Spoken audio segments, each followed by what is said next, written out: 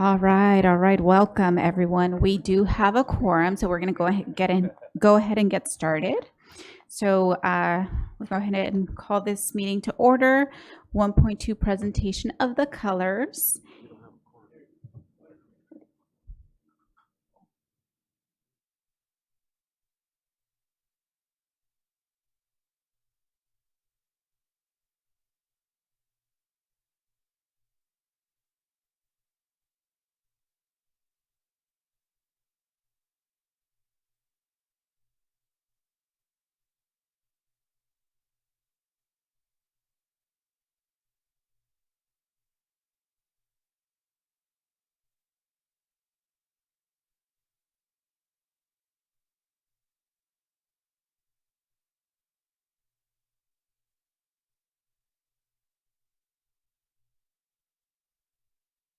Awesome. And 1.3, we're going to call for the Pledge of Allegiance. So everybody. Oh, there we go. Yes. By Miss Cardinal City Pageant contestant Grace Hidalgo. Go ahead and lead us on the pledge.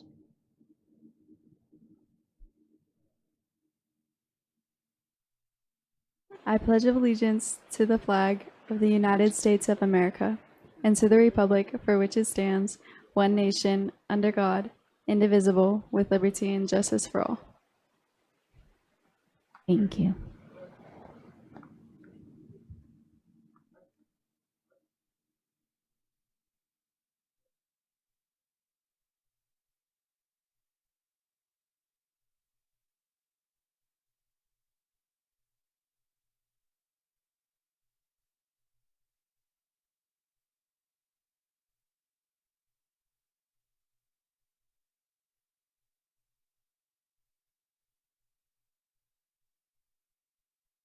Awesome. Can we go ahead and give them a round of applause? And that was the presentation of colors by Del Vallejo Leadership and STEAM Academy, California Cadet Corps, led by Major Benjamin Cervantes from 323rd Jaguar Battalion. So thank you so much for that. Moving on to 1.4, approval of the agenda. So moved. Second. Moved by Mr. Tillman, second by Mr. Santos. Vote, please.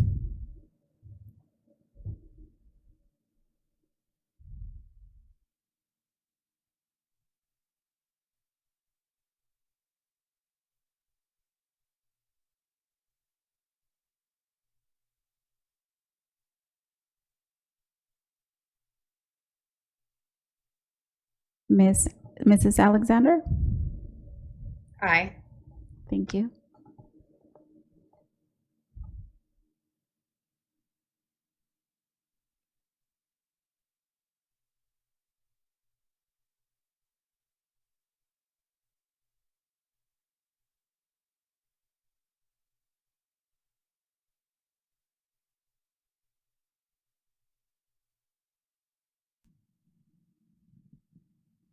Motion carries.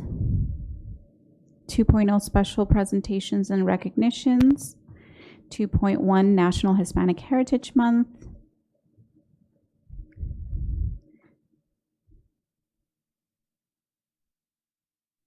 The Board of Education will recognize National Hispanic Heritage Month with a cultural presentation highlighting the history, traditions, and contributions of Hispanic Americans who originate from Guatemala.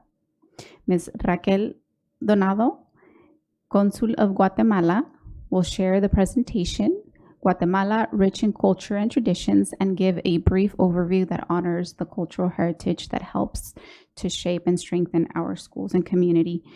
Am I passing it over to Ms. Goodwin? Thank you, President Ceballos. Good evening. My name is Mary Roan Goodwin, and I'm the Director of Communications and Community Relations.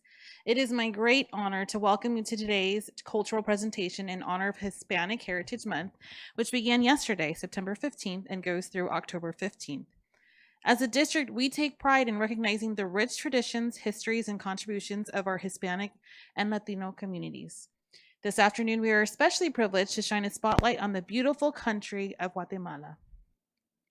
Guatemala is known for its breathtaking landscapes, vibrant culture, and deep traditions. We are truly honored to be joined by the distinguished representatives from the Consulate of Guatemala. Their presence here underscores the strong cultural ties and the shared commitment we have to celebrating diversity, fostering unity, and learning from one another. I kindly ask our board members and superintendent to remain at their seats on the dais during the presentation, as I will provide you your cue when it is time to join us on the floor. And with that, please join me in giving a warm welcome to the Guatemalan Consul, Ms. Raquel Donado, who will lead us in a special presentation. The podium is yours.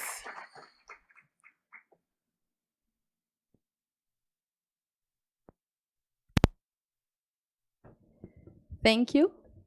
Good evening to everybody. My name is Raquel Donado. I'm the Consul of Guatemala here in San Bernardino. Actually, I have jurisdiction in San Bernardino and Riverside area. Nice to meet you, everybody. So they are asking me about some traditions and culture of my beautiful country. And my English is not my first language, so I will be listening to Alvaro Garcia, interpreter. We have a lot of traditions, but there are like three that are the most important for me, and I think to everybody in Latin America, because nobody has these special traditions. For example, the number one, the Holy Week in Guatemala, like we call Semana Santa. This is all the week, a special week. This is an important celebration in our country. In any other country, you will see this Semana Santa like Guatemala does. For example, the alfombras. One of the most beautiful Easter tradition is the creation of alfombras. But you won't find this in the family living room. They are made from sawdust, flowers, fruit, palm leaves, and paper, and are laid out in the streets. People work from around 1 a.m. to 5 a.m. using stencils to create the intricate designs.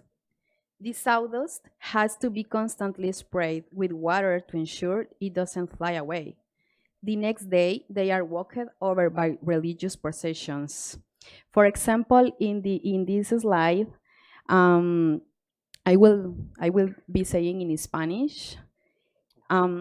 Están cubiertas las personas que van de morados y son llamados cucuruchos. Ellos son las personas que cargan las procesiones que, como pueden ver, llevan a un Cristo en la cruz en la diapositiva del lado izquierdo. So as you can see on that slide, the people dressed in purple, those are carry the processions, and they carry the Christ on the cross.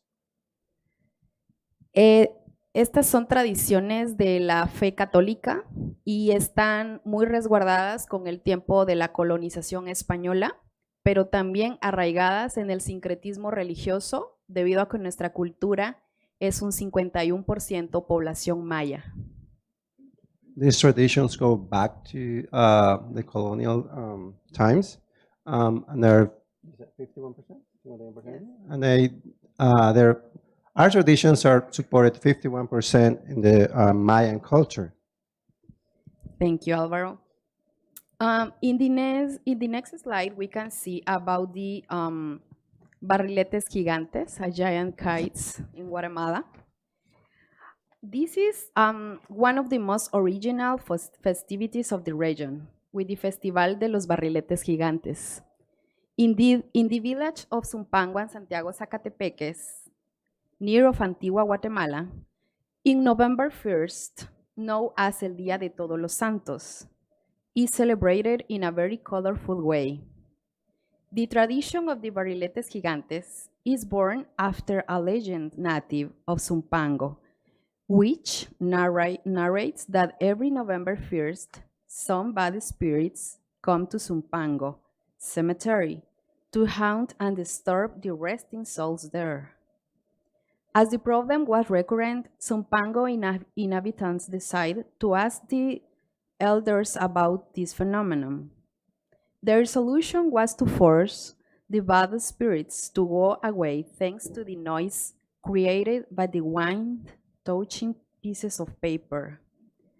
That is how the inhabitants of this village started to make barriletes. In Spanish is barriletes, kites in English, that will create peace for the good spirits and avoid unwanted visits. These kites are a mix of art, traditions, and colors, which convey message of unity, love, faith, respect of tradition, and Mother Nature. Like you can see, this is an example of the giant kites that they are made actually for our Mayan people in a special place in Zumpango. In the another slide, you can see more of these pictures. There is a lot of people that travel to every country to see this special art. And actually, the rest of people, we can make these giant kites as well on this November 1st. And the last but not least is about the food. Like you know, all our food in Latin America is delicious.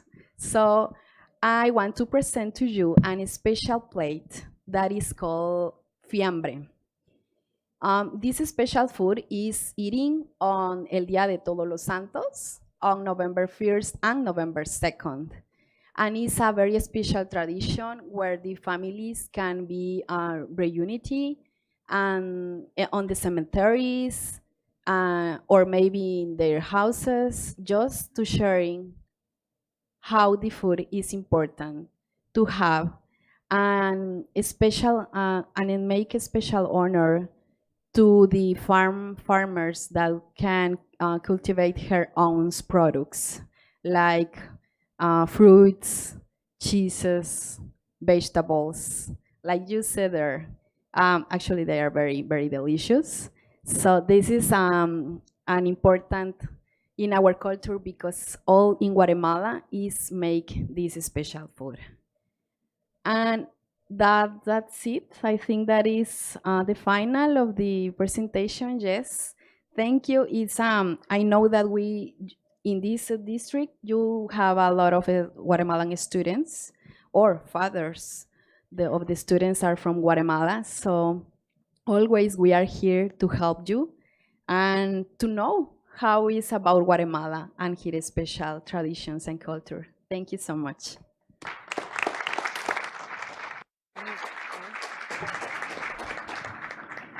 Thank you. Thank you so much for sharing. And there's a lot of things that I learned today that I didn't know. And there's a lot of similarities with Mexico as well, and I'm sure other cultures.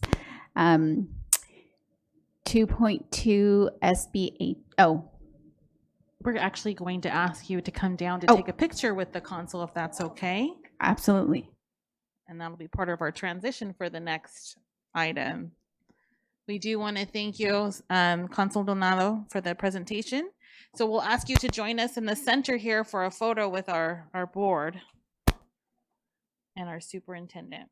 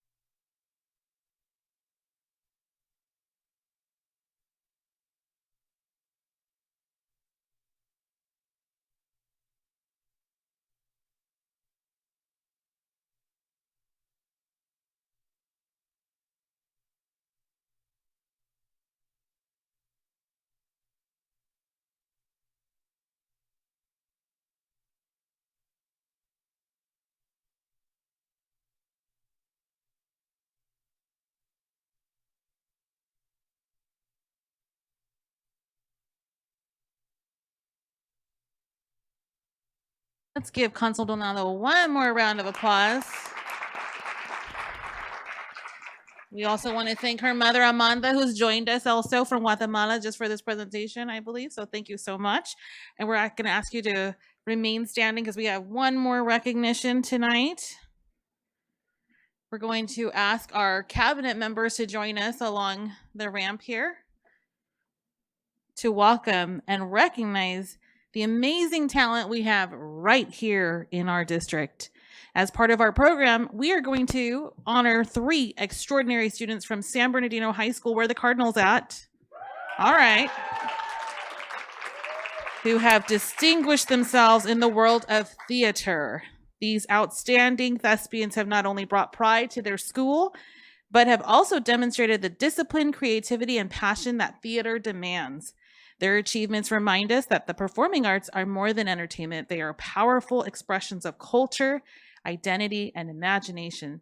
So students, when I call your name, please come forward along with your families.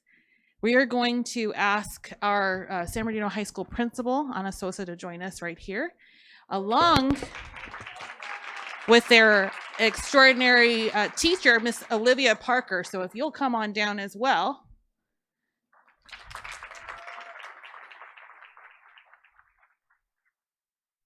We're going to ask our students to line up here on the ramp here. All right. Students, line up here on the ramp, please. Thank you so much. So our first honoree is Natalie Arciniega, and we are honoring her for her excellent ranking in contrasting monologue performance at the International Thespian Festival.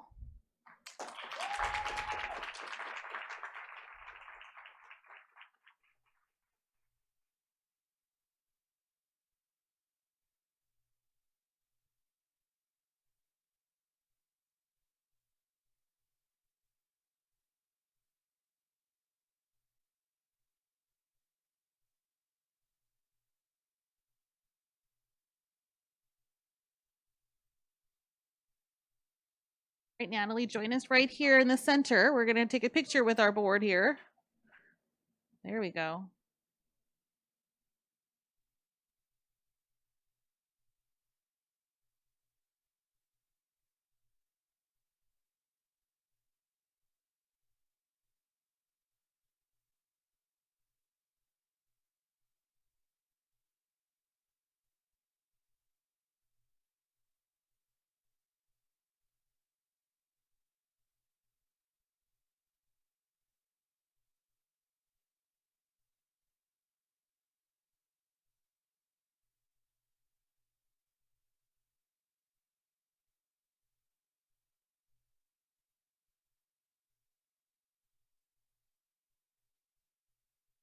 All right, next up we have Isabella Escora.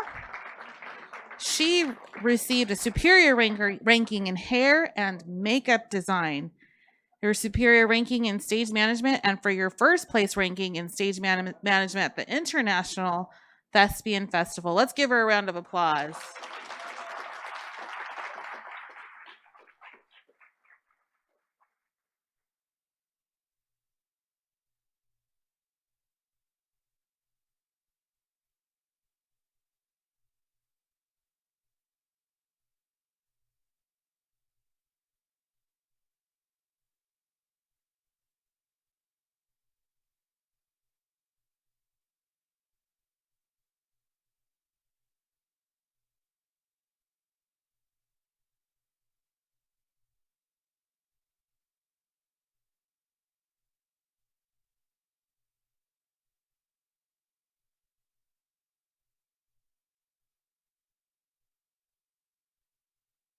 And last but certainly not least is a name I certainly remember from our grand opening of that Pacific Performing Arts Center at San Bernardino High School.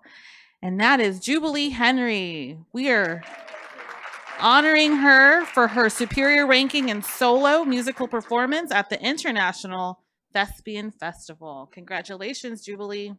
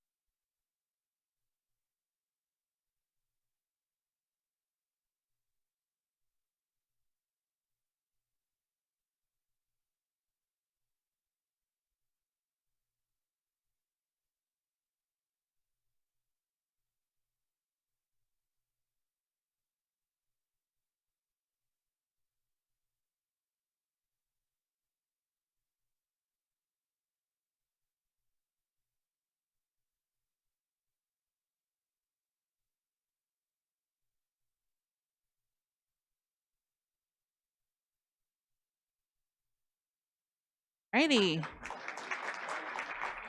Students, thank you for showing us the brilliance of student talent and for reminding us the importance of supporting the arts in education. Thank you, members of the board, superintendent, cabinet. At this time, please return to your seats at the dais. This concludes this evening's special presentations. I turn the floor over to you, President Ceballos.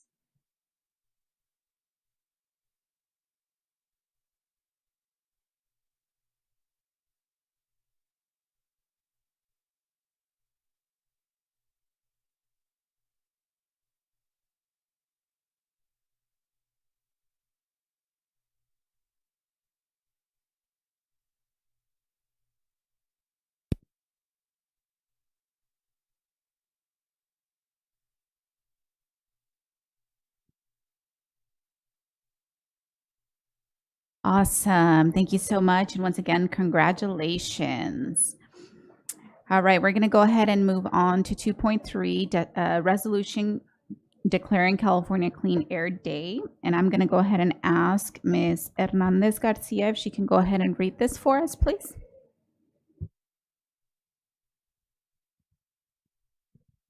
Whereas it is vital that the San Bernardino City Unified School District protect the health and well-being of children who are the future of our community, and whereas air pollution contributes to higher rates of cancer and heart and lung disease, which adversely affect health, and whereas individual actions such as walking or biking to work, carpooling, not idling vehicles, and not burning hazardous or inappropriate material can directly improve air quality in our region. Therefore, be it resolved, the San Bernardino City Unified School District declares October 1st, 2025 as California Clean Air Day and encourages all schools and offices to participate in activities that promote clean air for all and raise awareness for detrimental effects of air pollution. So moved. Second. Moved by Ms. Medina, second by Mr. Tillman. Vote, please. Mr. Delgado? Aye. Ms. Hernandez Garcia? Aye. Mr. Jones? Aye. Mrs. Alexander? Aye. Thank you.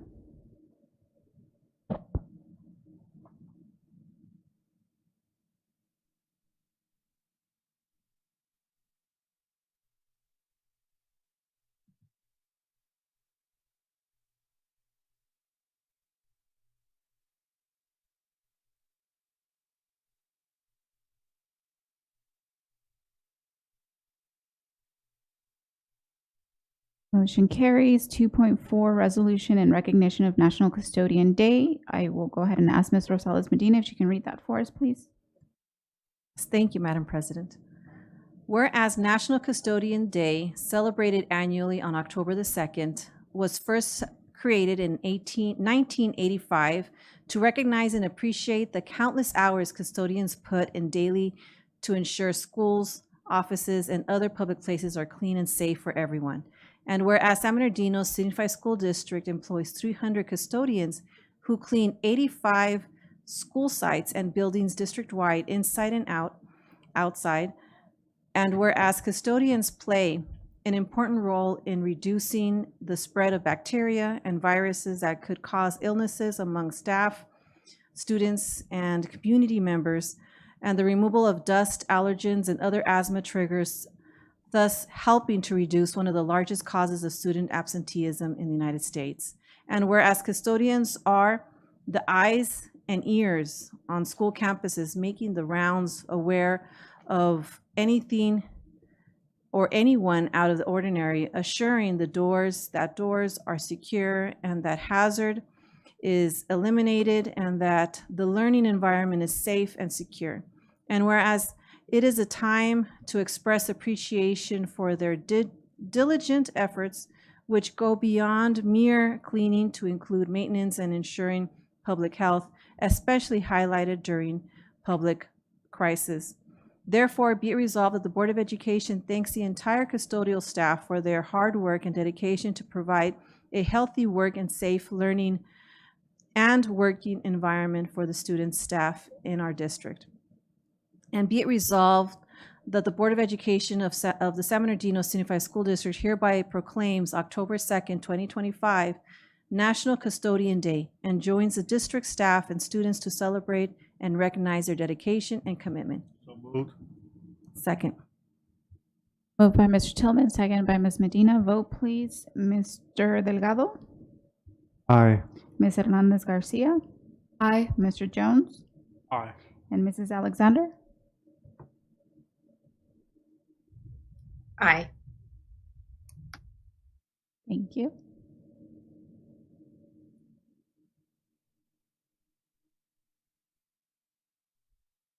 Motion carries.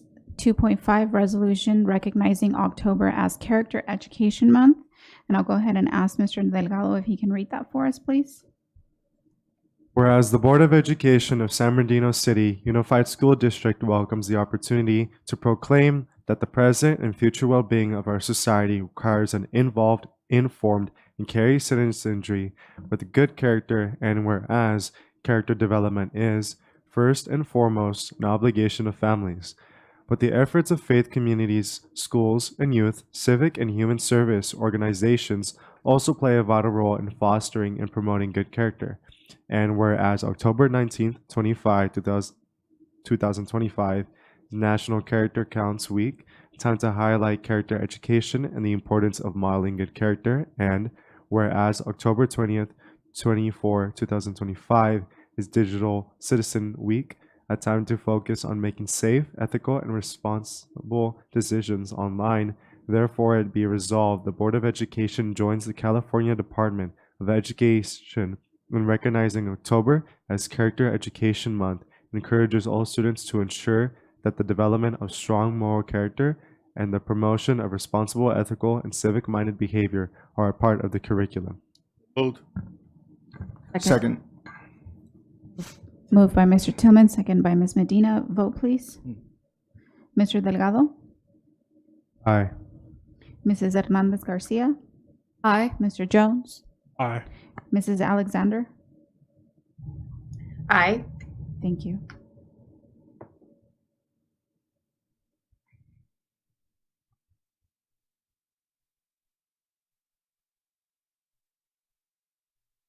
Motion carries. 2.6 resolution recognizing October as Filipino American History Month. Can I have Dr. Wyatt read that for us, please? Thank you, Madam President. My pleasure. Whereas Filipino Americans are the second largest Asian American group in the country and the second largest ethnic group in California. And whereas Filipino American History Month became federally acknowledged in 2009 when the Senate of the 111th Congress passed a formal resolution to recognize Filipino American history throughout the month of October. And whereas October is significant in Filipino American history because it marks the first recorded presence of Filipinos in what is now the United States on October 18th, 1587, when Filipino settlers came ashore from the Spanish galleon Nuestra Señora de Esperanza and landed in the Morro Bay area of California. And whereas Filipino American History Month highlights the economic, cultural, social, and patriotic contributions Filipino Americans have made in countless ways towards the development of our state and nation, and provides an opportunity to examine Filipino Americans' history and culture. Therefore, be it resolved, the Board of Education, the San Bernardino City Unified School District, does hereby recognize October 2025 as Filipino American History Month, and calls upon schools, educators, and community to celebrate the history and culture of Filipino Americans and their historic contributions to the nation by observing the month with appropriate ceremonies, activities, and programs. So move. Second. Moved by Dr. Wyatt, second by Mr. Tillman. Vote, please. Mr. Delgado? Aye. Ms. Hernandez Garcia? Aye. Mr. Jones? Aye. Mrs. Alexander? Aye. Thank you.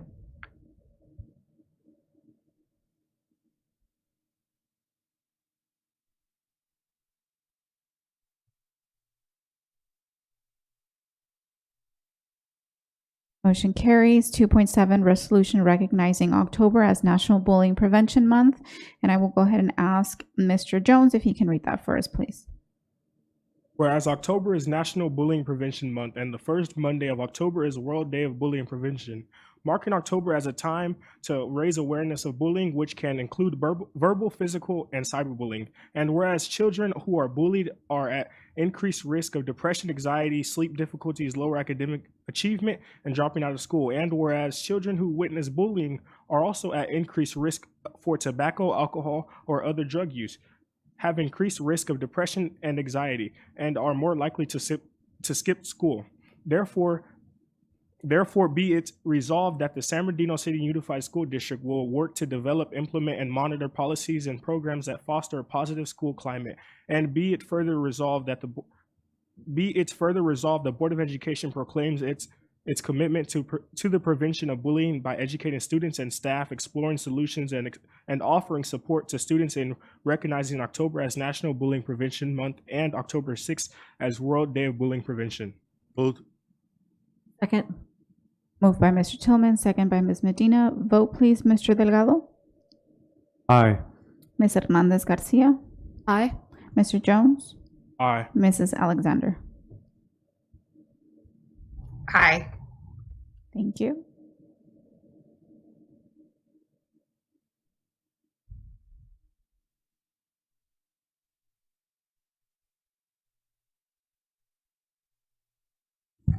Ms. Rosales Medina?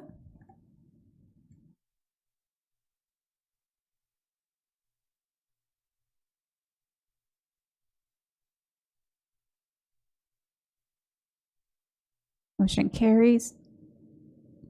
3.0 public comments. 3.1 receive public comments. This is the only time the public will have an opportunity to address the board on items not on the agenda and within their subject matter jurisdiction, such as district policies, procedures, programs, services, or fiscal matters. Public comments are limited to 5 minutes per person. 6 or more people who wish to speak on one topic will be provided no more than 30 minutes total. Speakers are cautioned that under California law, no person is immune from liability for making intentionally false or defamatory comments regarding any person simply because these comments are made at a public meeting. So up first, we have Karan Slobom.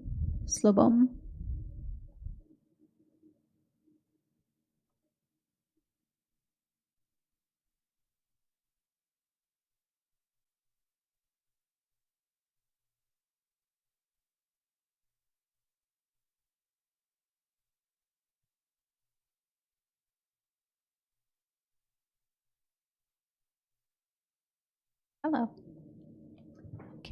Can you press the button on the mic? Hi, thank you. Thank you for hearing us again. And just again, my name is Karen Slobom. I'm from Devore. I've been there since the early 70s. And I just wanted to discuss again about our drinking water in Devore and our community and Kimbark School. Our community was informed that Kimbark School Elementary has a reverse osmosis water filter in the cafeteria. Does this include all drinking fountains and bathroom faucets? If not, the children are being directly exposed to the nitrates. When was the reverse osmosis water filter installed?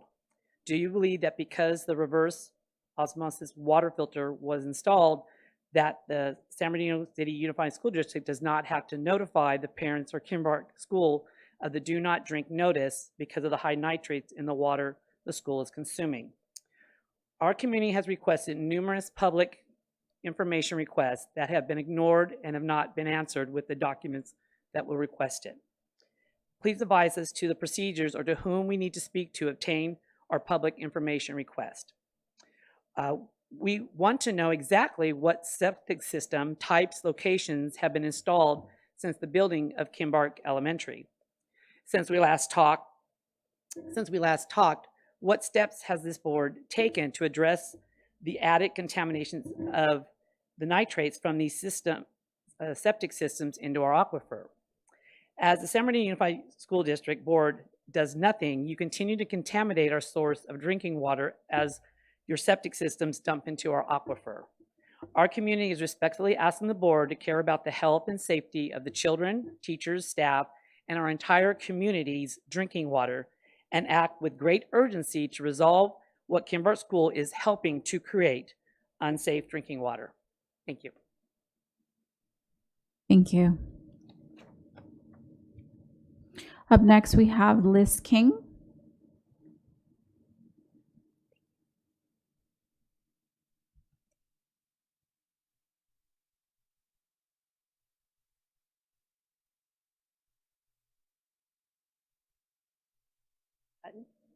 Okay, the green button.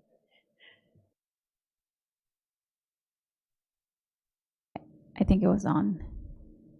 At your last meeting, one of my other community members read my statement to you, and you did acknowledge it and respond. But do you want me to read from last week, just so that you know what I'm talking about here? It's up to you. Okay. I have 5 minutes, right? Okay. The septic tanks at Kimbark Elementary School are outdated and overused. They're breaking down and contaminating our main water source. It needs to be cleaned up. Our entire community is at risk and drinking unclean water right now. This can't be fixed by any mitigation plan that we might devise. We shouldn't bear this burden, and we cannot afford it or sustain it. But there are solutions. When the school was built, septic tanks had to be used, but now we have advanced treatment systems that will replace septic tanks. ATS systems are digesters that release gray water at just below surface level, so the water is further cleaned by natural percolation. Those old tanks need to be replaced with ATS tanks. Assembly Bill 885 was passed in 2000 and addresses the issue of septic tank contamination in California. This legislation provides access to grants and low-interest loans for the construction and installation of ATS systems and the replacement of septic tanks that are currently contaminating our water table, especially in a situation where an entire community is at risk. We can't possibly clean up our water supply until the root of the problem is addressed, and that is the fact that the septic tanks at Kimbark Elementary School are bleeding raw sewage into our drinking water, and they need to be replaced with a new effective system for processing the sewage effluent from the elementary school. This was my first statement. Someone read it for me, but in the meantime, you guys have sent somebody out to take a look. I previously wrote to you regarding the failure of the septic tanks at Kimbark Elementary School and the availability of advanced treatment systems as an effective alternative. Thank you for acknowledging this contamination problem and sending someone out to survey the issue. I asked our Devore Water Board president for an update and received no response. This is crucial information, and the shareholders have a right and a need to know what is being done.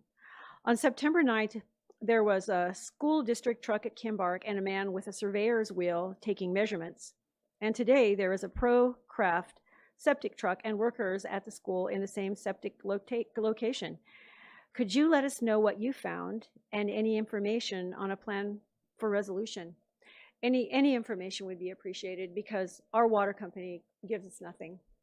And they're supposed to be on our side. But apparently you guys are acknowledging it. And could you give us any information on what's going on there? Just for clarity on the process, we do accept public comments. We are not allowed to respond here in this format. So we'll receive your public comments, and any information will follow up. Okay. Well, thank you. Thank you.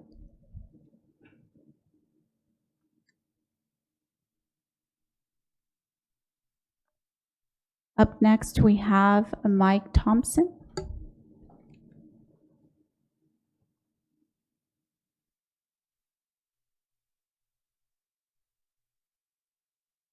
Yeah. Hello. Okay. Yeah. If you guys remember me from last time, I'm going to give a lot of data again, results.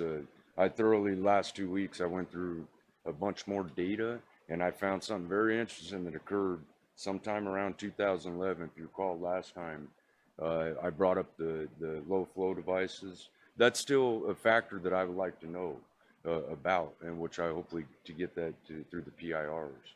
But what I had found is that you guys could find this, because you guys, the school district pays the water bill.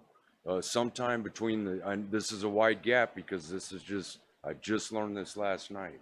Between 2012 and 2018, the Kimbark Elementary had a large water leak. I know this from talking to a former board member here within the last year and a half or so. He was an engineer. I worked for Devore Water Company back in 96, 90 to 99. And so he was involved back then. So I kind of know the guy. I moved from Devore. I worked for Metropolitan Water District. I'm a chief system operator there. It's the largest water company based on population in the nation. But my roots started there at Devore, and that's where I'd met Bob. And he had mentioned to me that about the leak. And so when I'm looking at the data, what I found is on my 92-page document, I mentioned something about groundwater not groundwater recharge, but seawater barriers. With that water leak that occurred, it was so massive, and Bob told me this, you guys have to look at the records, what your bill was. I don't have the records. What it was doing, it was diluting the nitrate samples. That fresh water was diluting the nitrate samples for that aquifer. And it did it for quite a long period. I don't know how long the leak is. I'll get that information. I just didn't have time today. I did text the contractor, but he did not get back to me before this meeting. I happen to know the guy. But that's something worth noting. You know, whatever has transpired there, you know, I mentioned last time, prior to 1993, the average was about 4.5, okay? From 93, what I've learned since the last time I was here, from 93 up to about 2011, it did go up from the septic system being, and leach lines being installed. But whatever occurred in 2000, right after 2011, 12, and it could have been multiple things that occurred. That's when the numbers went out of whack from that point forward. And in 2000, I was mentioning this last time, but I never got to the data. I was kind of, I'm not really prepared for this. I'm just looking at numbers. I've been busy.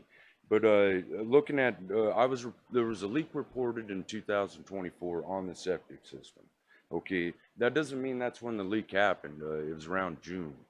But if you look at the water quality data based on the nitrates, the numbers went up significantly. Whether it was a leak, it didn't get cleaned, whatever it was, there was an issue there at the septic system, and the nitrate numbers went up.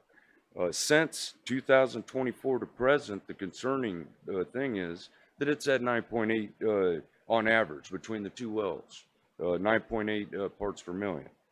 2A has been running at 10.1, and well 3s have been at 9.5. Now, from 2025, the year-to-date average between the two is 10.2. As of right now, with well 3 running, it has not hit the 10 yet. But just because the number doesn't show 10 at the time of the sample, that's at the time of the sample. That's called a representative sample. It's at that time, at that moment. And nitrates have a tendency to, as with age of water, it actually increases within the distribution system. But okay, I wanted to point this out. A year around, before and after COVID, okay, the average of the wells was 7.3, but the samples above 10 there was 10 or above. There were 17 of them out of 158 samples. Okay, that's 11%. During COVID, the average between the two wells is 6.4. 0 samples at 10 above out of 137 samples. That's 0%, right? COVID to present day, we're running 8.3 average. There's 77 samples that are above 10 out of 393 for that group there. That's 20% of the results. From 2023 to now, it's 30%. The average is at 9.2. We've had 77 above 10. That probably still reflects. I'm at it. Time. I covered enough. Oh. Thank you so much for your comment. Up next, we have Gabrielle Velasco.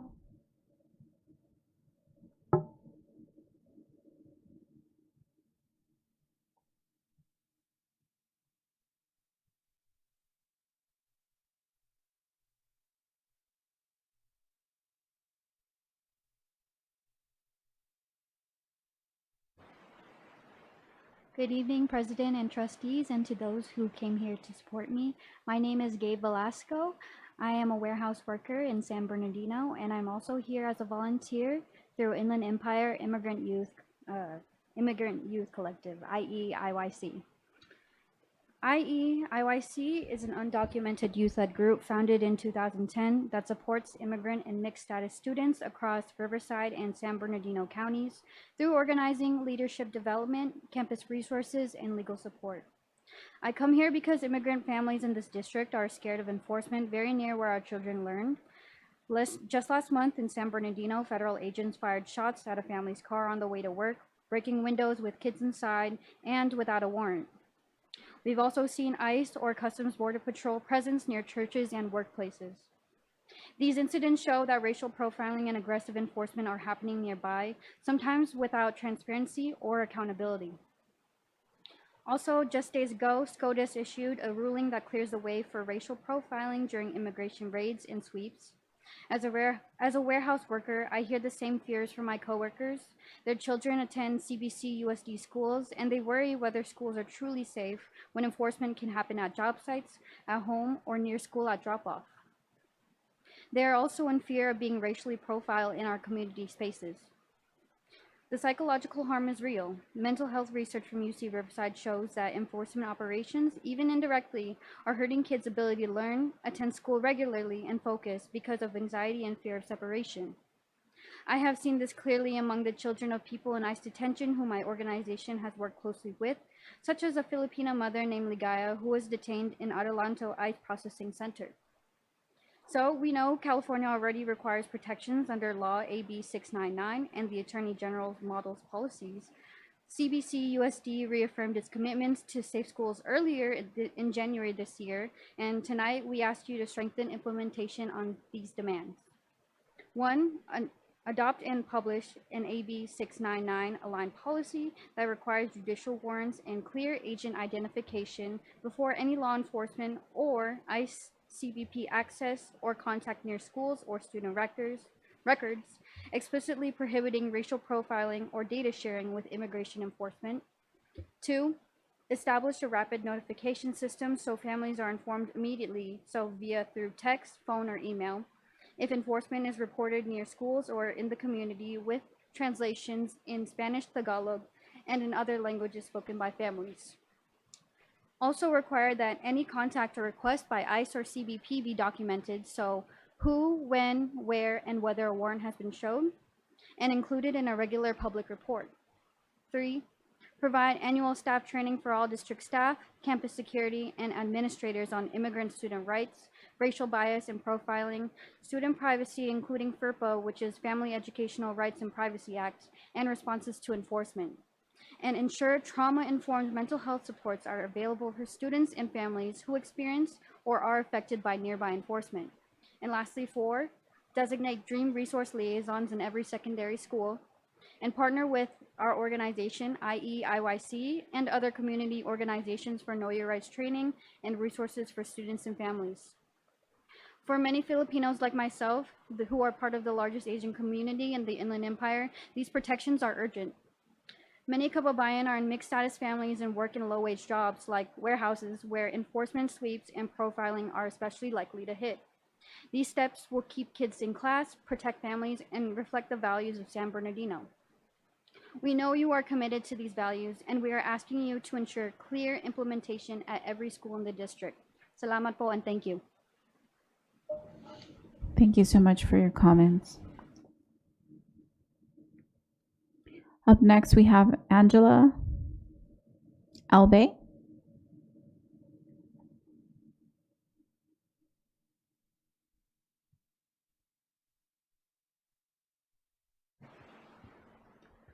Good evening, President and trustees. Thank you so much for hearing our comments.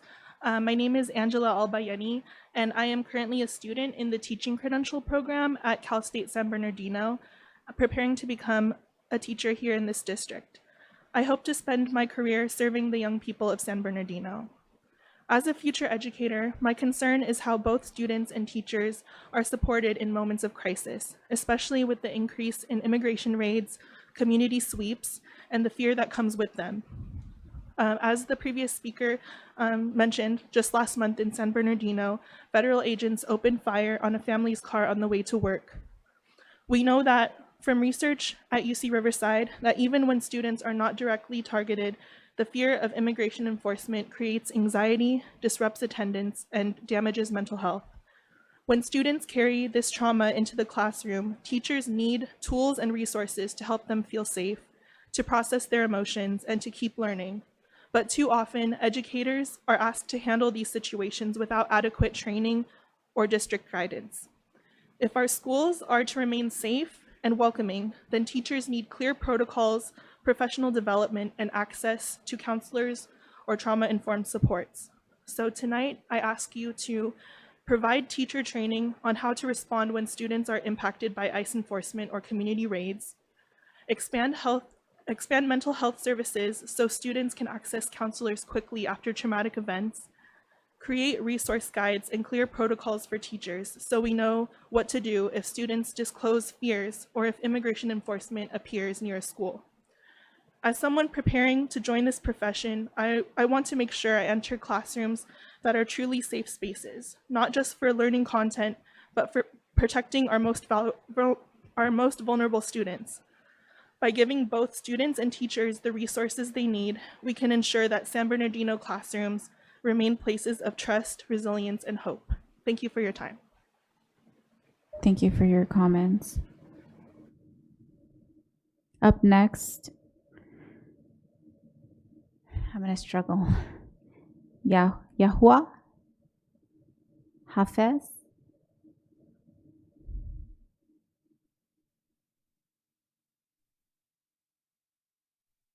And if you can share with me, how do you say your name? Yeah, no worries. Good evening, President and trustees. My name is Yahya Hafiz. You all are welcome to call me Yaya. And I am an Arab American community member here in the Inland Empire. I'm speaking tonight about Assembly Bill 715, which would restrict teachers from telling the truth about Palestine, Arab American history, and other communities' lived experiences.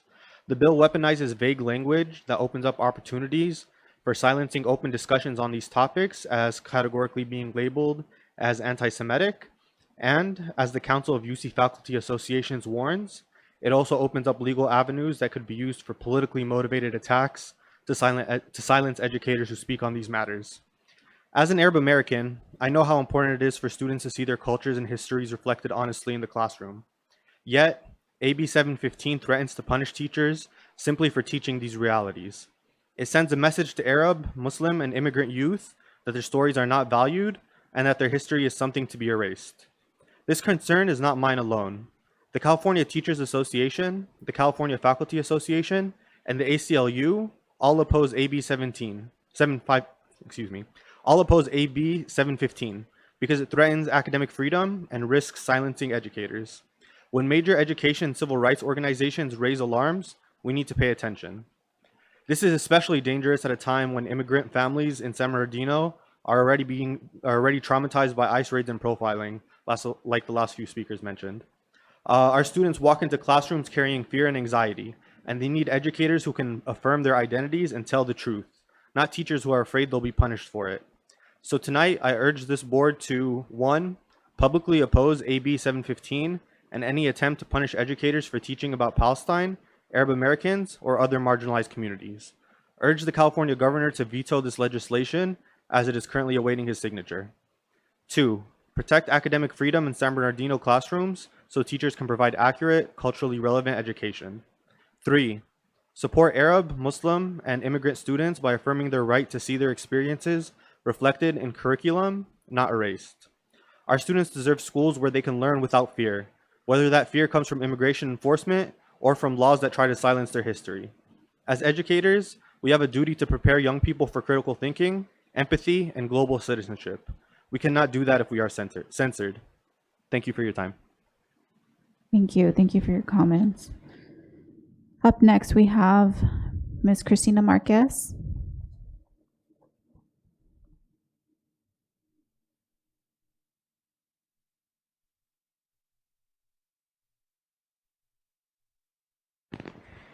Good evening, board members, student board members, cabinet, Madam President, Superintendent Arellano. My name is Cristina M. Marquez, and first I'll start just by saying Happy Mexican Independence Day. This past weekend was the annual San Bernardino Teachers Association Fall Leadership Conference. It's the one time of year that that site reps from all over our district can meet and greet old friends, make new ones, and converse over the weekend. We share ideas, strategies, funny stories, and memories from our many years in the district. Some of the attendees were new site reps, who were there to learn not just from sessions presented, but from us old guard as well.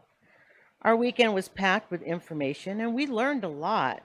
Some of our breakout sessions included new rep training, member benefits, practical classroom strategies. We learned about foster youth, CalSTRS and retirement. And the big question is there going to be a golden handshake this year? And most importantly, the California Standards for the Teaching Profession 2024, which will be coming to all of us very soon. But last but not least, there was a session on evaluations, which we all get to experience at one time or another. But it was during this session that some of the discussion was whatever happened to the administrator evaluations that staff had done in the past. Last year, I brought this up to several board members at the beginning of the year or the ending of the year, hoping that this could be revisited. It is also hoping that it would be an anonymous survey that would not impact the staff in any way, shape, or form. Please take this into consideration. Thank you for your time and have a great evening. Thank you. Thank you so much for your comments. 4.0 public hearing. 4.1 public hearing and adoption of sufficiency of TK 12 textbooks.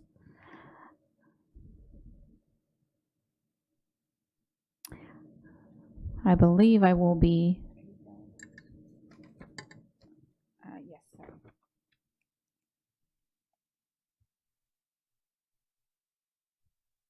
I believe I will be opening the public hearing. Do we have any public comments? No, we do not. Okay. I will close the hearing at this time. And can I get a motion? So moved. Second. It's been moved by Ms. Medina, second by Mr. Tillman. Vote, please.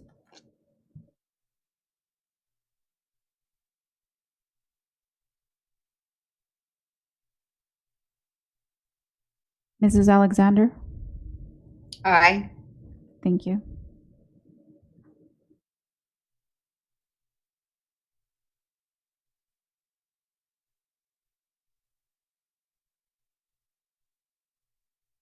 Motion carries. 5.0 closed session, 5.1 closed session public comments. Do we have any? We do not. All right, we will now adjourn to a closed session. Thank you.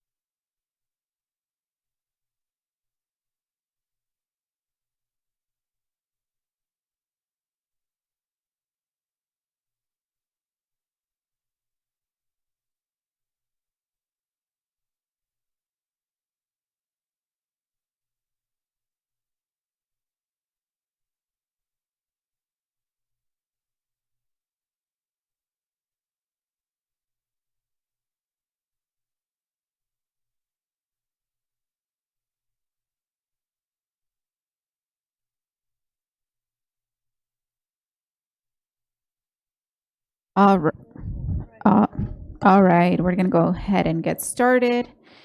Coming back from closed session, 6.0 action report from closed session, 6.1 expulsion of students. Be it resolved, the Board of Education accepts and adopts the recommendation and findings of the hearing panel based on a review of the panel's findings of facts and recommendations and orders the expulsion of the following students with the identification number as listed below in accordance with board rules and regulations and in compliance with Ed Code Section 48900. So move. Second. Moved by Dr. Wyatt, second by Ms. Medina. Vote, please. Mrs. Alexander? Aye. Thank you.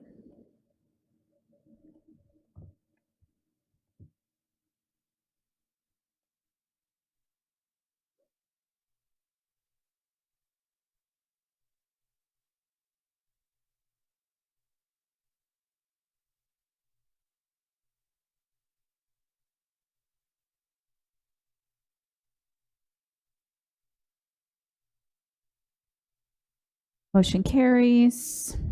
6.2 students recommended for suspension or expulsion, excluding mandatory offenses, but remanded to youth court for other means of correction. Be it resolved, the Board of Education accepts and adopts the recommendation and findings of facts of positive youth development and orders the suspension or expulsion of the following students with the identification numbers as listed below in accordance with board rules and regulations and in compliance with Ed Code Section 48900. Moved. Can I get a second? Second. Moved by Ms. Medina, second by Mr. Tillman. Vote, please. Mrs. Alexander? Aye. Thank you.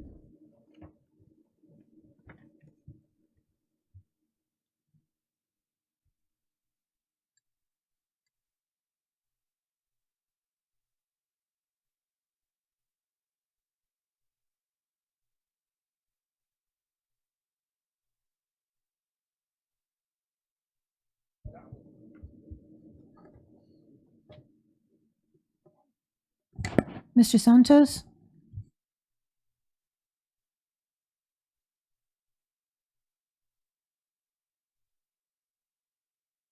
Motion carries. 6.3, lift, readmit of expulsion of students. Be it resolved, the Board of Education authorizes the readmission of the following student with the identification number as indicated below to schools of the San Bernardino City Unified School District in accordance with board rules and regulations and in compliance with Education Code Section 48900. Motion, please. Move. Second. Moved by Dr. Wyatt, second by Mr. Santos. Vote, please. Mrs. Alexander? Aye. Thank you.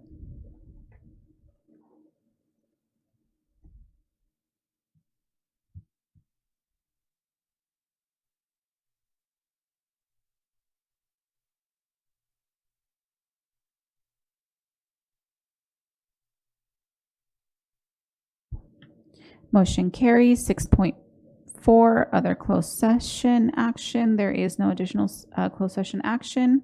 7.0, student board members. 7.1, reports and comments. I will go ahead and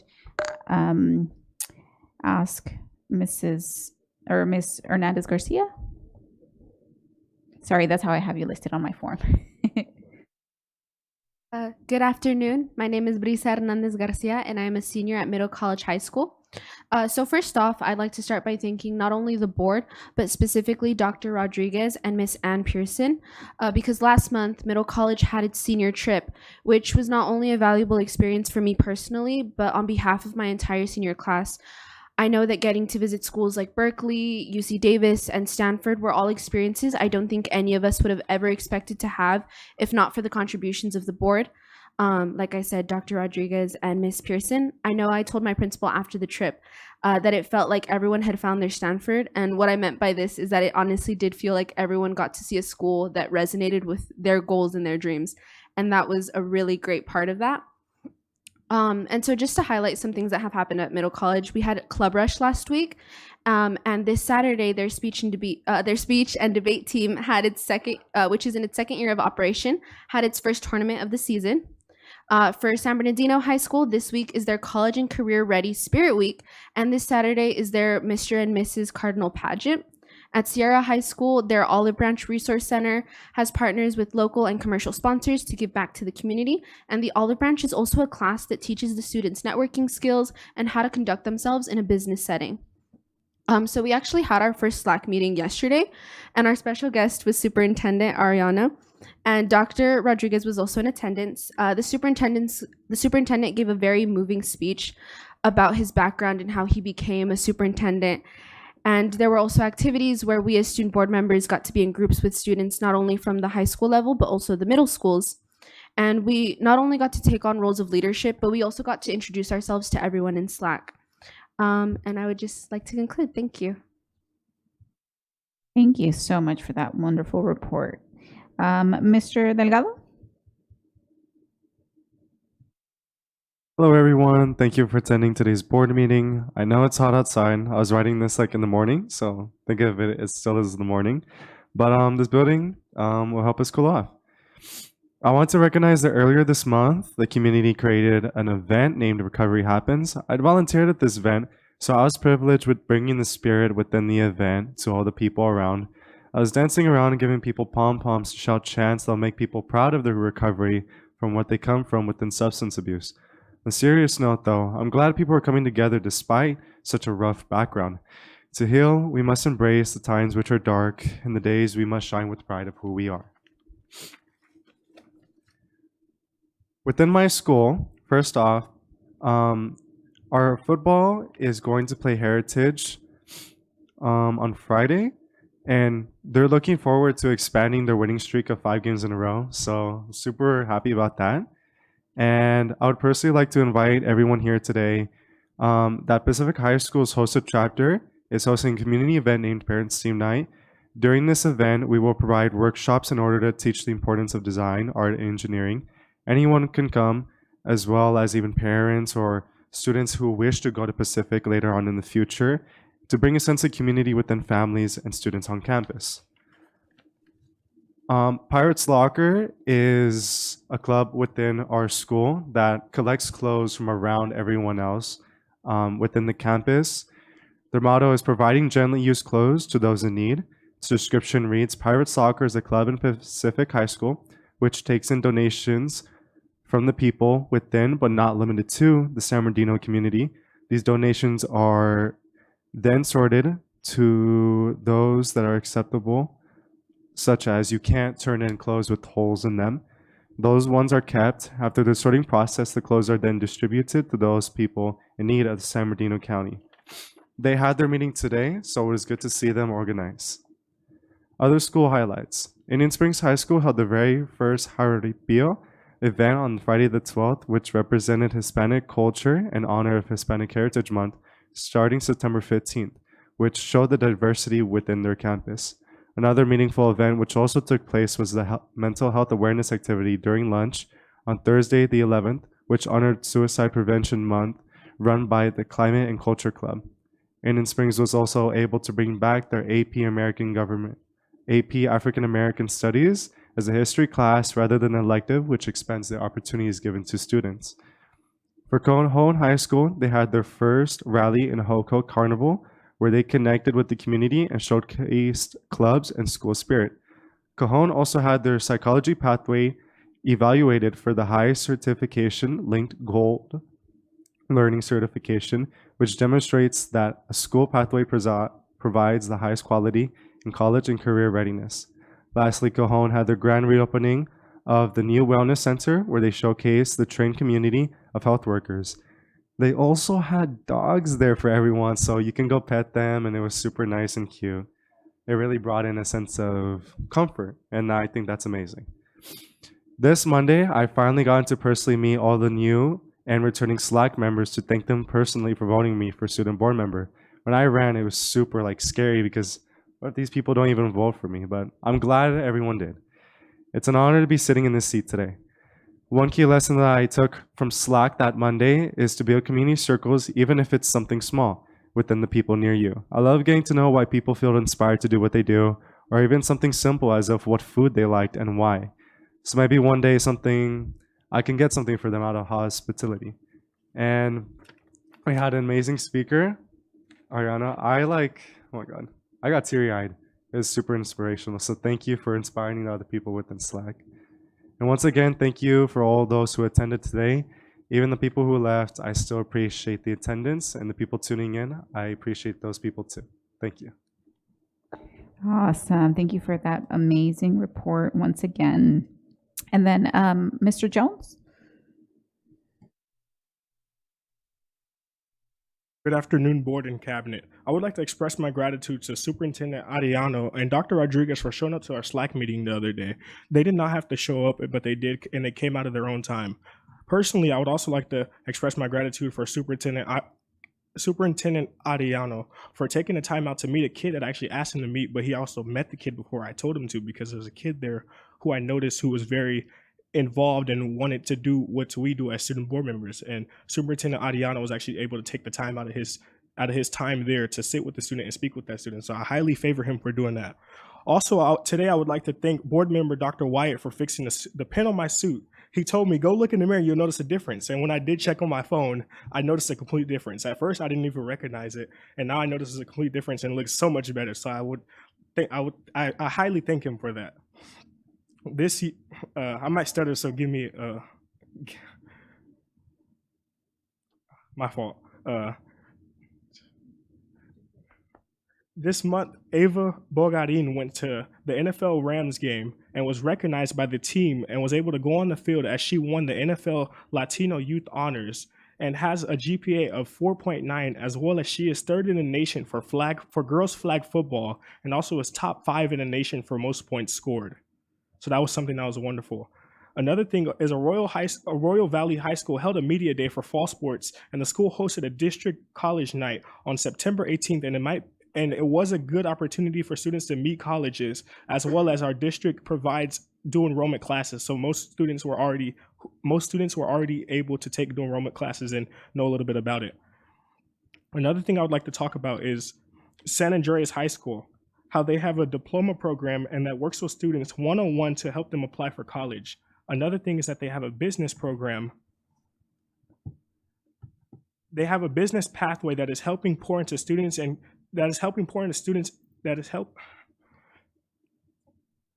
pour into students in the community by allowing them to get certain business certifications. I would like to report on SLAC both other student board members stated that we were able to go in groups and meet other people, younger and our grade, and we're actually able to introduce ourselves to other people, and we're able to take the time out to spend time in a circle with other people that we did not know and some people that we did know, and we're actually able to talk with them for about 10 to 15 minutes, and we're able to learn about a lot of new people. And there's a student there who actually thanked me for making him feel welcome, because he wasn't sure if he was able to feel welcome and speak, and he shared a little bit about his story. So I also want to thank that student for doing that and allowing for him to feel comfortable, and for thanking me for allowing him to feel comfortable. Thank you guys for listening. Thank you. Oh my goodness. All wonderful, wonderful reports. Thank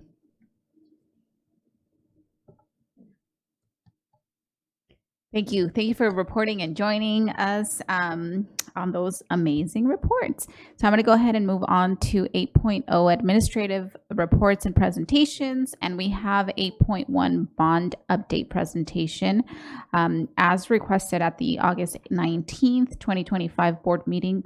Associate Superintendent, Mr. Terry Komnick, and Facilities Planning and Development Director, Mr. Thomas Pace, will provide additional information on the purpose and process of a school bond, including a potential needs assessment. So I will go ahead and turn it over now to Mr. Komnick. Thank you, President Ceballos and Vice President Grande, Superintendent Ariano, as well as the Board of Trustees, cabinet members, and our community. Thank you for this opportunity to follow up at the request of the board, as you mentioned, President Ceballos. I would like to turn your attention to the next slide and just go over a brief overview of what we're going to share with the board this evening. First, we're going to take a look at the state facility program that will allow us to potentially leverage state and local funding, review the SBCUSD needs that include growth considerations on the north end of town, as well as education and infrastructure. And then we have a summary that will follow up with any questions, next steps or directions, or additional information that the board might request so that we can provide that to you at the next board meeting. I will now turn it over to Mr. Tom Pace, our Director of Facilities. Good evening, everyone. A couple housekeeping items first. At the last meeting, the board had requested our comprehensive needs assessment, the facilities master plan, and cost by site, which we provided in the board packet. We do have hard copies that if, in case you want a hard copy, we can get you one later. The other item of note is all pictures in the presentation come from our schools within our school district. So I just want to point that out. These aren't schools outside the school district. Every photo represents a school within our school district. Last month, I walked through what a school bond is, how it's repaid, and tonight we're going to connect that foundation to the specific physical needs on our campuses from definition to application. In November of 2024, California voters approved Proposition 2, a $10 billion state school facilities bond with 58.7% approval. It was placed on the ballot by Assemblymember Maritucci to refill the state facility program after years of underfunding and following the failed school bond of 2020. Prop 2 dedicates $8.5 billion to K-12, $4 billion for modernization, $3 billion for new construction, plus $600 million each for CTE and charter schools, and $1.5 billion to community colleges. The intent is straightforward: repair, modernize, build safe, equitable learning spaces while strengthening the state-local match system. With Prop 2 in place, we have identified funding opportunities, and we're going to go over their requirements. Prop 2 organizes dollars into clear funding categories with defined match rates and eligibility requirements. Key pieces: state share of up to 55% for new construction, meaning if we do a new building at $1 million, the state would contribute $550,000 towards that effort. For modernization, it goes up to 65%. So in that same example, the state would contribute $650,000 for a $1 million modernization.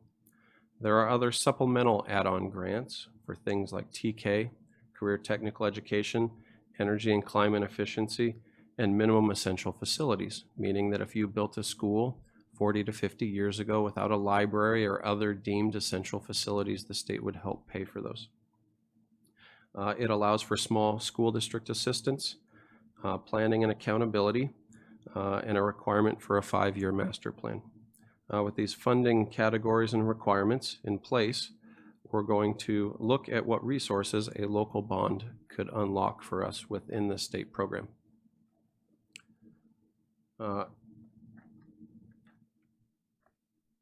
In totality, we can, with a local match, we could unlock $364 million in modernization eligibility, meaning right now, over the next 6 years, our schools will be eligible for $364 million of modernization funding from the state across 68 campuses. We will review those campuses here in a minute. Let's see. But we're going to talk about need first. And we generally look at need in 3 categories. We look at growth, where we have residential growth within the city. So if we have a capacity issue at our schools, we look at growth as one type of need. So we're going to start with the first bucket, and we're going to talk about residential growth. Within the city, we have residential growth occurring up against the mountains, primarily, as you can see in this photo, along the North Verdemont, Palm, North Park corridor. We identified there for you 7 or 8 campuses, all of which are at capacity, and that is before the future residential growth occurs within this area. The diagram shows you where the future residential growth will occur on the north end and where it is occurring. I'll highlight one the area above Cal State San Bernardino, directly behind North Park. There are 500 homes planned to be built behind Cal State San Bernardino, as an example. There are other developments within the city that are planned. We just showed you a snapshot. You may be wondering how North Verdamont can be 103% full. I will tell you how that's accomplished. We have an AM/PM class. So when we look at capacity, we look at classrooms. One classroom can yield 24 students, but if we split and have an AM and a PM class, you get more students out of it. So our utilization at North Verdamont is currently at 103%. When you look at high schools, you'll notice that Arroyo Valley and Cajon are listed in the 85–86% range. That is by design. When we look at secondaries, given the fact that our students change classes, utilization can never be at 100%. We have planning periods. We only teach 6 out of the 7 periods, so there are always empty classrooms. So effectively, Arroyo Valley and Cajon are at 100% capacity already without any future growth. So within the state facility program, we have new construction eligibility every year. We give the state our statistics for growth, and they will tell us what eligibility we have. Yes, sir.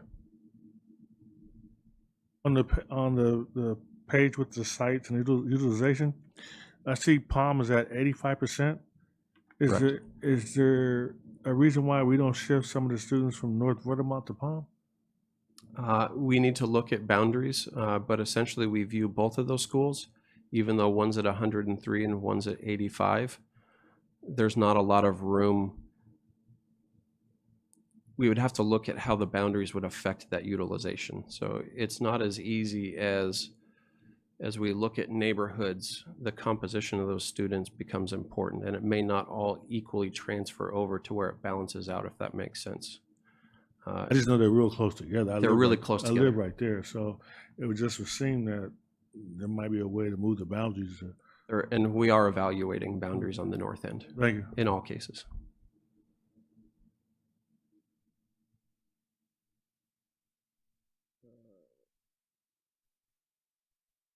I apologize, I'm learning how to use the clicker. Under the state program, we have eligibility for new construction to the tune of about $21 million. Now, I want to point out that when we say Arroyo Valley and Cajon, we're not talking about the 2 high schools. We're talking about the attendance boundaries. So all schools within those 2 attendance boundaries have eligibility. Arroyo Valley, attendance boundaries of 12, and Cajon at 8, for a total of $21 million. So if the district had $21 million of matching funds, we could unlock $21 million in state funding to tackle the growth on the north end. Just to put it into perspective, over the next 10 to 15 years, we anticipate 4,000 additional homes being built within the city.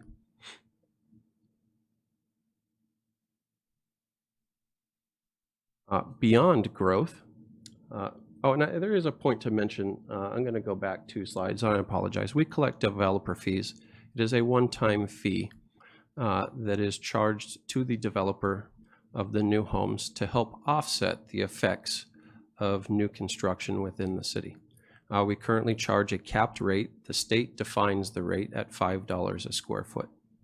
So if you were to build a new home at 2,000 square feet, one of the fees that you would have to pay is to the school district to help offset the growth that people feel comes from new construction. The reason I mention that $5 is the actual cost of construction for us per square foot is over $20. So we have to make up the difference. So if you build 10 homes, we collect the fee. We are short by over 80% of the total value of construction. We also have educational need. Beyond just growth, we know that we have several areas of what could be. And so I want to walk you through potentially what those look like. Our goal is equitable facilities across every neighborhood. This slide identifies where we will lift district-wide baselines for instruction and where we have room for growth. so every student learns in spaces that match our instructional vision. As an example, special education environments, about 60% of our classrooms are not fully aligned with current specifications. Opportunities include modernizing for accessibility, sensory support, and storage. Early learning, 150 of our 190 classrooms predate current TK design. Opportunities to add in restrooms, age-appropriate outdoor spaces, and safe drop-offs. Libraries, 50% of our libraries operate in relocatables. Opportunity upgrade to tech-rich flexible hubs. Replace the oldest portables. We have 892 of our 2021 classrooms are portables. 700 of those are 25 years or older. With opportunities mapped, some important projects don't qualify for a state match, but still need critical need, and we're going to go over those next. So beyond what's available in the state program, we have other need, and so we gave you a couple of the things that are beyond the state facility program. I'm going to use the Sturgis Center as an example. It does not qualify for state funding, but we know is a need and a widely used building within our community. Our Adult Center does not qualify for state funding, meaning all monies that are needed for those projects would have to come from local sources. We are not saying that these are an absolute. We are identifying where, if there are priorities within our community, within the board, within cabinet, within our community members that exist. We took what our knowledge of those facilities are and put some dollars to them. Parking lots you'll see up there. As an example, Mount Vernon doesn't have a parking lot. Mount Vernon Elementary School, parents utilize the street. We don't even have a drop-off area. They utilize the park next door. So when we talk about parking lots, it's things like that. It's not repaving. It's expanding a lot of our parking lots to accommodate the additional resources that we've given to the schools. Athletics, that is the idea of middle school gymnasiums at the middle schools that we haven't identified yet. So just a few examples. So the two buckets that we've talked about so far are residential growth, educational need, and the third bucket of need is infrastructure. I just want to highlight one quick one here. We have 14 sites that have costs that exceed 50% of the replacement value of that school. I like to explain this, that if you have bought a car that is worth $20,000 and you take it to the shop and they tell you that you have $10,000 of repair, once you get to that 50% mark, you start to think about, is the car worth keeping? Do I put that much money into it? Where's my money best served? We are not saying that those schools need replacement, simply saying that there is a lot of investment at least 40 of our campuses that are coming. Modernization eligibility. We just wanted to list the sites so that you can see them. Like I said, there's over 60 of them that are eligible for modernization. So it's easily digestible. We were giving you 3 categories. We're giving you the largest schools first with eligibility, then middle, and then the smaller modernization eligibility that's out there. As you can see, our high schools generate a lot of eligibility. Schools receive eligibility on a 25-year basis. So you can modernize a school every 25 years in the state building program. Can I stop you right there for a question real quick? Just one quick question so I don't forget later, but I'm curious to know what are those 14 sites that have costs that exceed 50% of their identified? I don't have that on hand, but I will get that to you. Okay. We'll get that in the next Friday update. Thank you. The largest, San Gorgonio, has $43 million of state eligibility. What you'll see there when we list the 43 total, the state would provide 25. So you'll see what the state would potentially pay us for that modernization all the way down. Oh, I do have to point out, I just love this photo. This is the new bleachers at Arroyo Valley Gymnasium. They used to be old wooden bleachers. We replaced them this summer. They're new fiberglass bleachers, and coupled with the new floor, that is a really cool basketball gym. 19 schools have modernization eligibility in the $7 to $10 million range, and 23 schools in smaller chunks, 5 to 7.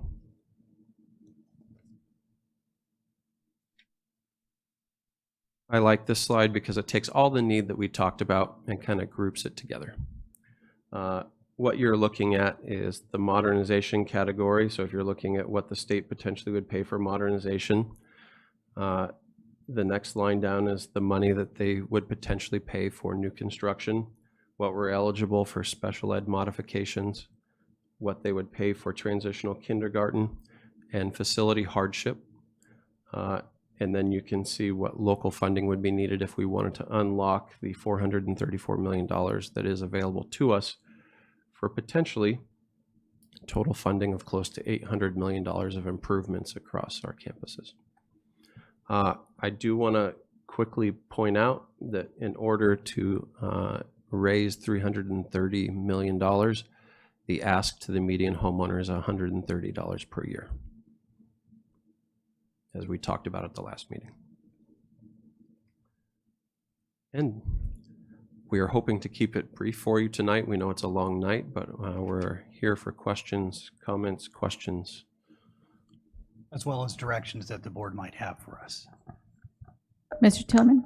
You said $130 per year. Is that $130 per year per $100,000 in value? Is that 100? That's based off of the assessed value, the median assessed value of $220,000. So that total tax bill to a homeowner of a home valued by the county at $220,000. I got you. So if it's an $800,000 home, it'd be 4 times that. Bingo. I got you. Yes, sir. The district did, since I've been on the board, 3 bonds, right? The last one we did was Measure N, which was 2012. Measure T, which was 2004. How much was the latest one? $250. And the one before that? Was $125, and those are the 2 I know of since 2000. And we did one before that, we did a Royal Valley. I think it was a small one, like 50 million or something like that. That actually predates my knowledge, but yes, I believe that to be true, sir. So have any of them been paid off? So we sell bonds. So Measure N had several bond issuances. Each of those bond issuances have their own timelines. Is N the latest one? N is the latest one. Okay. And So what's the one before N? T. So yes, there are things that have been paid off in T. I can get, we can add in the Friday update the repayment schedule for each one of those bond issuances for the total bond itself. We don't know about the bond before that, if it's been paid off. That has been paid off. Okay. So the first one's been paid off, the smaller one. And then T, we don't know how much we still owe on that one. I do not. And we don't know how much we still owe on N. And yeah, each one has a different schedule. So I have a rough idea of each one, but I don't want to mislead you on what's been paid off and what hasn't. So I'd like to get the full table and I can lay that out for you. And I think it'd be good for us to know that, because, every time we do a bond, we do it from the perspective like this is the only bond. And, we give us the money, we're going to pay it off. It's almost like you keep buying a new car, but you never pay the car off. And, I'm all for weighing the needs versus when we pull the trigger on a bond. And that's what I'm looking for, what the true need is and what's our top priorities. But I don't lose sight of the fact that right now there are a lot of costs out there in terms of housing on residents, and more costs coming in terms of this big thing with the insurance. The insurance is projected to increase substantially within the next, I don't know when, but real soon, because of companies pulling out and new laws. So California insurance law has definitely adversely affected homeowners and renters alike in California. Exactly. Yes, sir. So absolutely. At this point, there's a lot of fear out there about the increased costs associated with that. I just don't want us to lose sight of that. Thank you. Any other questions, Ms. Medina? Yes, thank you. Thank you for the presentation. I know I have always been against looking at bonds that can increase, you know, the amount of taxes that a resident would be paying. And I know in the last presentation, you also mentioned the amount of taxes that companies will be paying. Well, like for instance, those warehouses and so forth. So they also bring in a large amount of the funding that would help support some of these projects. I do see that this is an opportunity when it comes to getting our money's worth, when it comes to those opportunities of getting matched funds through the state. I do agree. I would like to see more information when it comes to the Measure T and Measure N, how much we owe on those ones and what's the plan of how to cover those. But I also would like to move forward and maybe get consensus, at least to get what, maybe do a survey. I know I've been against the surveys as well, but I in the past have heard that we would use an agency that will be unbiased and really get the true picture of how the residents are feeling about this, if we were to move forward with this as well. So that's something that I would like to see if we can try to move forward, is looking at a survey, but then also getting more information on how would we cover or how would we pay off the Measure T and Measure N. Dr. Wyatt? Thank you, Madam President, and thank you, gentlemen, for a great presentation. I would absolutely agree with my colleague, Ms. Rosales Medina, in regards to surveying the community again. And I know we did it in the past, and I believe we had a pretty high approval rating last time, in the 70-something percentile, if I'm correct. I know there were some concerns with some of my colleagues on the board that was, across the entire community and that it representative of everyone. I know we'll address that this time. I'm also wondering, I'd like to get this information on how many districts in our county went out for a bond last election and actually had them approved. I'm pretty sure it was almost all of them, if not all of them. You may know that already off the top of your head. I know that statewide, I think there's only 2 or 3 failed bonds statewide.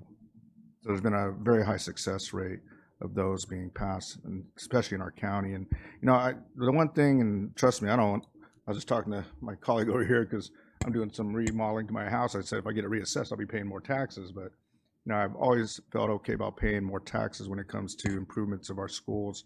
And I know we take great pride. This board takes great pride in how our facilities look. And I'll be honest, so is Mr. Arellano. I've noticed a huge difference since you've come on board, even in just the simple makeovers, facelifts, about what our folks are doing. And people notice that. They notice when they drive around, when they look at our schools. And I'm even more excited to hear that we have, well, yes and no, 5,000 more units being built in our city, which hopefully they're affordable housing, because we need younger families in our city. So we have students that are younger that continue through our education system. So they're here for a while. But that's an addition of quite a few new homes. Do we know if any of those are high density homes, high density housing by chance?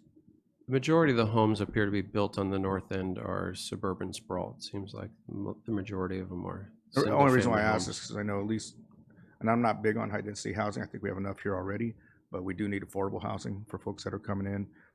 I'd also keep in mind, I know some of us have been reached out to by a local gentleman investor in our city who is looking at affordable housing for our own employees here in our city. And I know there's a bill that's going through right now that I would ask us to look at as well, maybe try to incorporate that into our planning for our city, planning for our staff and our community. That may be a big ask, and it might not belong to you guys, but something to think about and incorporate into planning, because I look forward to meeting with this gentleman. I think I've even asked you guys when we meet if you could be there, because I want that to be a very open and robust conversation where you can ask the technical questions from them. Because if we can keep our staff here and our employees here who can't afford maybe one of these $700,000, $800,000, $900,000 homes, and in the north end, $1.4 and $1.5 million homes, we have those in San Bernardino. If you didn't know that now, we need affordable housing too for our staff. So thank you. Ms. Abeles Grande? Yes, I just have to mention it. You showed the picture again, and the tree looks dead on the top and still green on the bottom. That looks like an accident waiting to happen around children. So I want you to look into perhaps removing it and planting some other trees in the future. What do you think? We had a independent arborist review the tree. They've given us recommendations to cut the top few feet off the tree, but feels that it has 15 to 20 years of life ahead of it. So we are planning on cutting the top of the tree off. Thank you. Mr. Santos? Thank you for your presentation. I think, I think this is important as a parent who's had students at Cajon High School, for example, and will have I love saying this, I will have at least one student at Cajon High School till 2035. I have a lot of kids. So an issue like the bathrooms, because I know my boys complained about the bathrooms. I know fellow students, it just doesn't have enough bathrooms, right? Something is simple, but I know we've gotten that complaint. So things like that are important. I have one at North Verdemont. North Verdemont needs a lot of things. I don't want to say, but it is. It's an older school, so I think something like this is important. So thank you. Mrs. Alexander, do you have any questions that you want to ask? I do. It was just more of a clarification. The 500 projected houses that are expected to be developed, I think it's above Cal State. Those students would actually go to probably North Park. Is that correct? Because I wasn't sure what the percentages. And I mean, I appreciate the presentation and it definitely supports what we're looking for, but I have to be conscientious of our constituents as well. But I was just curious to know, do those students go to North Park? Because it's above Cal State. We believe that the current boundary, yes, that would be North Park. Right. And so what was the percentage for North Park again? Give me 1 second.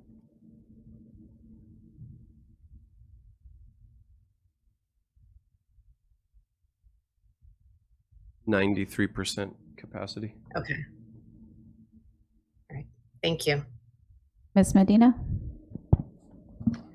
So I would like to get consensus on at least moving forward with finding an agency that will provide us a survey, authentic survey that mirrors our community. I'd like to get consensus on that, and then again, the other portion was just to look at the measure N and T. But right now, I'd like consensus on. So give me a second for just everybody to comment. I have some questions and some comments, and I'll come back to you. To yes, this of request. course. Okay. Mr. Tillman? I would just like, if we're going to get a survey, that it not be from a company associated with getting bonds passed. It has to be just a company that comes in and their only job and their only profession is doing surveys, not someone associated with doing a survey for a bond company. Because there's a company that does a survey for a bond company is going to set the survey up to be positive. There's no way of getting around it. My concern is I want to see a survey that actually asks people about the concerns they have. When we talk about $130 per $200,000 homes, that's for the new bond. That's not on top of what people are paying already. So, but I want that information to be given, and I want a real assessment. We should say for the people who are on fixed income, here's what their response is. Because you're going to have a small segment of your population that is barely getting by. And some of them will actually end up losing their homes as the prices increase. But I want to see that in a survey. I don't want someone to give me a survey that just sugarcoats everything and avoids surveying the people that are most vulnerable. So some folks may have a landline. Some folks you might have to knock on the door. But just have somebody do one where they send out texts and emails or only go to people who kids are in school, that's not a fair survey. I want a reputable company that's not associated with the bond process to do the survey. Thank you. I think that's a reasonable ask, and I think that we have the ability of finding at least 2 or 3 people for the board to consider and choose from. I know one of the things we talked about our board subcommittee on is we really would like the board to see the questions ahead of time, help develop those questions, help select the person that is going to do the process so that there's transparency and trust in the process. Thank you. So I'll just ask a couple of my questions that I have. I'll start with the infrastructure need findings page and the modernization eligibility page. Is there overlap between how you're defining modernization with that infrastructure needs page? Is there overlap, or is that in addition? I feel like I'm a novice with all of the technology. I apologize.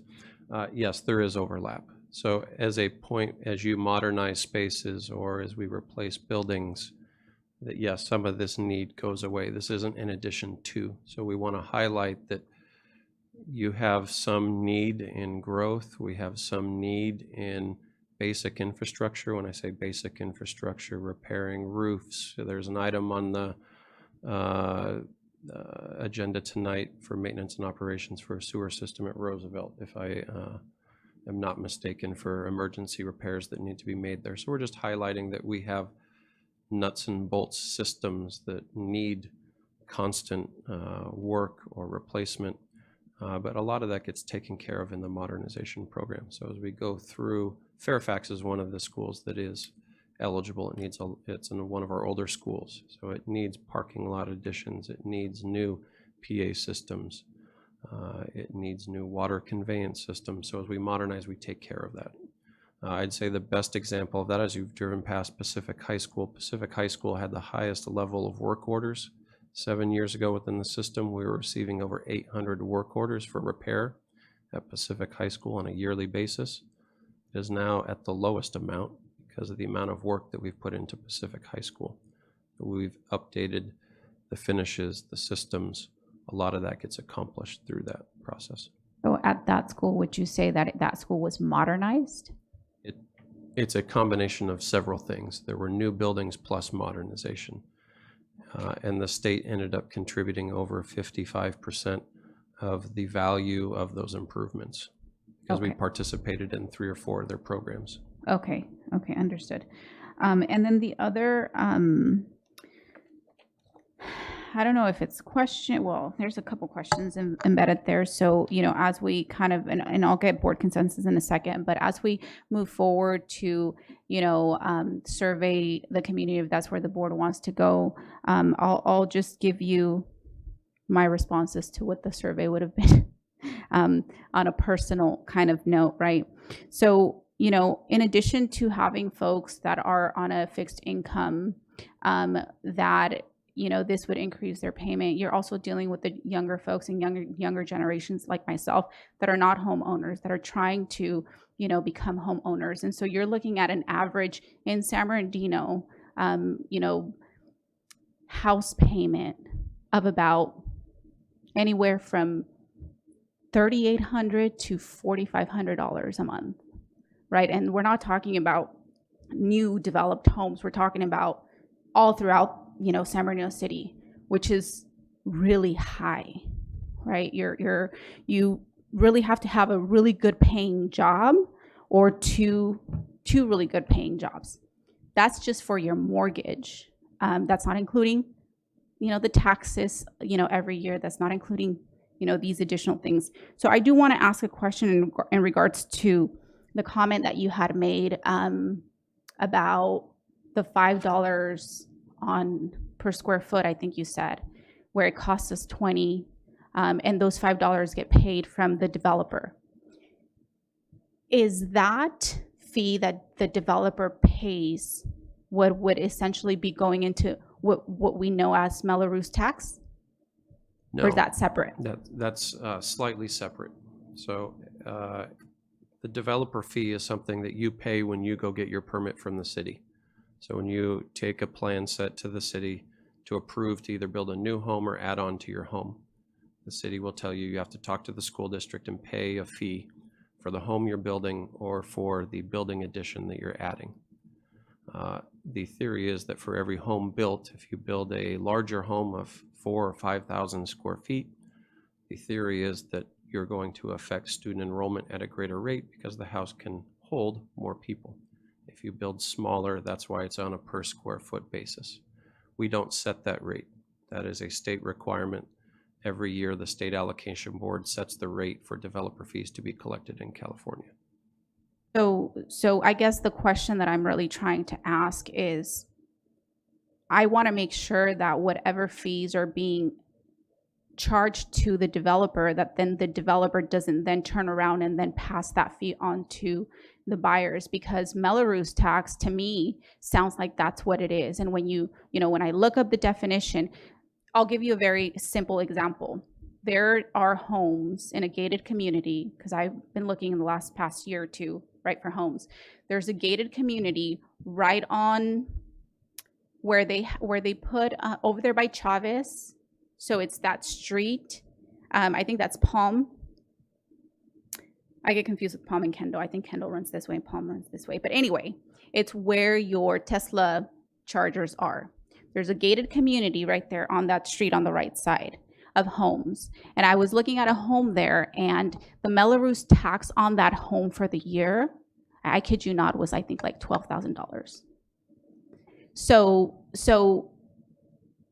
with and I'm assuming that these homes that are going to be developed on the other side, on the behind Cal State, are going to be more or less, because from what I understand, newer homes come with this Melrose tax. The case. Okay, so I just want some clarity around that, because that's really scary for young folks. I feel the angst on that. I can maybe not answer the question directly, but hopefully give you enough insight that I can keep it concise. The developer in that gated community, I know, paid the developer fees to us based off of what is required to pay to get a permit. I think all costs of development get passed on to the homeowner, if that makes sense. If it costs the developer X amount to build, whatever costs are there, they divide up amongst the homes that they're selling. We don't have any direct control over what they choose to charge homeowners or not. I can tell you that we don't have a Melrose relationship with that developer or the one behind Cal State San Bernardino. Does that make sense? Kind of, sort of. So how does that community have that tax? And I don't think if there is a tax, it's not a school tax. Okay, got it. The only fee that I know of for the one community you're talking about, and I know that developer because they came in and paid that fee. They paid a one-time fee for the impacts related to the development that they were going to build. So it was a one-time fee. I hear what you're saying. So again, that's, coming, folks that are here may have, their houses, and they have bought them, maybe, they've been owners for years and years. And, this is realistically a new concern. So for younger folks like myself that are looking to buy a home. So when we talk about, adding, we're not just looking into, folks that may be on a fixed income, but we're also looking at, the affordability for younger folks in our communities. And so I would really, want us to think around that as well. And President, just for clarification, a Melrose tax that's decided by the developer. They're going to do it, and they charge it for that community. But you'll see on your tax bill, there'll be a line item for Melrose tax, but you're still going to have our taxes on there, which would be separate. Right, but it'll be in addition to. Exactly. Right. That's my point. Thank you, Ms. Medina. Yeah, no, and I appreciate you bringing that forward, because at the end of the day, I think that's where the reflection, and that's where the survey is going to be so important, who it's done by, because then we're getting those pockets of young, potential young homeowners or individuals that are not homeowners, and we'll probably express that as well. So that way we can get a full picture on how they're feeling. One of the notes I wrote down when Mr. Tillman made his comment, and then when I heard you speak, if the board gives consensus for a survey, I think what's important is that we get a stratosphere, a good stratification of our community across age groups. It's not just call 1,000 people and see who the first 1,000 people are that pick up.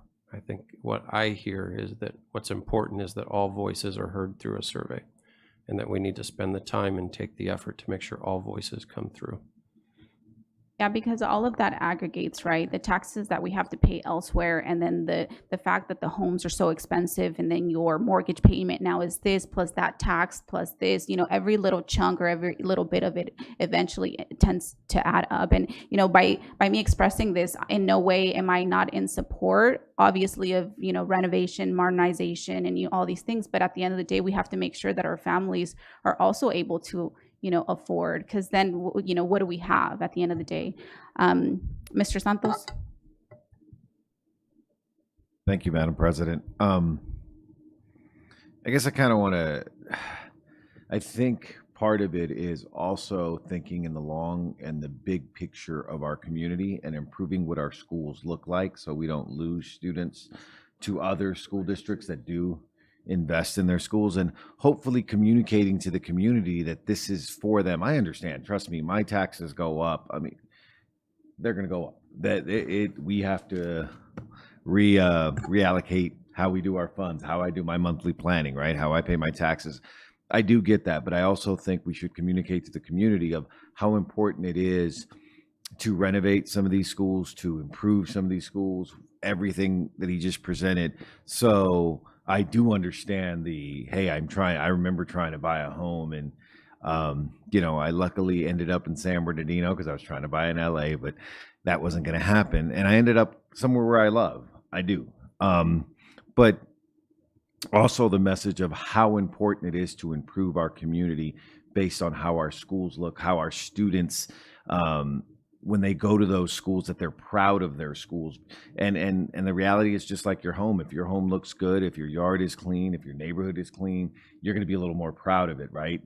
And we're a visual people, right? It could be the greatest school ever. We could have the greatest teachers, but if the building looks like it was built in 1800 something, people are going to be like, ugh, that's a rundown place. That school isn't any good, which I think is unfair. So I think there's another side to what you're saying, and it's important for the community to invest in the community. But I also get that, hey, not everyone can afford it. So getting a survey of really understanding what our community wants. Thank you.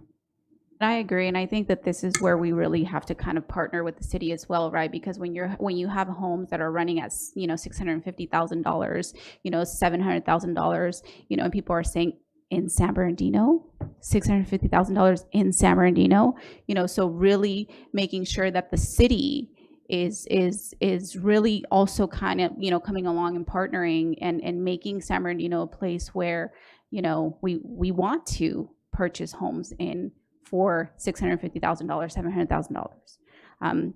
But anyway, any other comments?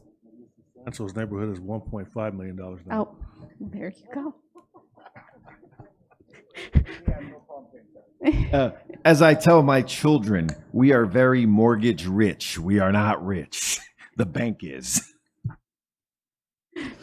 All right. So I think that's it. Thank you so much. I think so. I'll go back to the consensus. Yes. And I would ask for consensus. I would be in support of a survey, and if we can go down the aisle. Mr. Tiller. So there you have it. I think if you can find companies and maybe present to us before you select one, that way we can, Just to make sure that I understood correctly, I think what we're offering is that we will find 2 or 3 people that we feel are qualified and work with the board on the one that they would like to represent the community, and then work with that group with the survey to make sure it's reflective of the questions and things that we want asked. Yes. Perfect. Awesome. Thank you. Thank We you so appreciate much. All right. Moving on to 8.2, report audited actuals financial report for fiscal year 24-25. And I'll go ahead and pass it over to Mr. Komnick. Oh, good evening again. Thank you for this opportunity. Madam President Ceballos, Vice President Grande, Superintendent Arellano, Board of Trustees, our cabinet, and the community watching. I appreciate this opportunity with my team, Mr. Jim Cunningham, and our interim Director of Fiscal Services, Ms. Osi Coonrod, and their teams respectively helped put together the unaudited actuals for the year 24-25. And this is one of those interesting things where we have about, in any given school year, we have about 3 different overlapping budgets that we're either talking about finishing or starting. So even though we're in 25-26, we're wrapping up our prior year of 24-25. And that last process before it's actually audited is our unaudited actuals. Oh, do I have a clicker?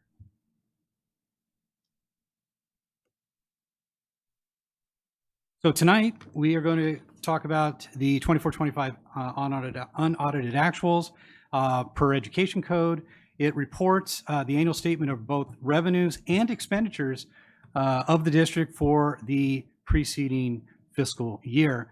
And in this presentation, I will share with you the adopted budget estimated actuals and an unaudited actuals for both the restricted and unrestricted, and then a slide that has them combined. This first slide shares the information related to our unrestricted general fund. And what I wanted to specifically point out to the board are those last 2 columns that say estimated actuals and unaudited actuals. So as we approach budget development for the 25-26 school year, we are winding down that year we're in, and we have something referred to as estimated actuals, where we think we're going to land with our revenues and our expenditures.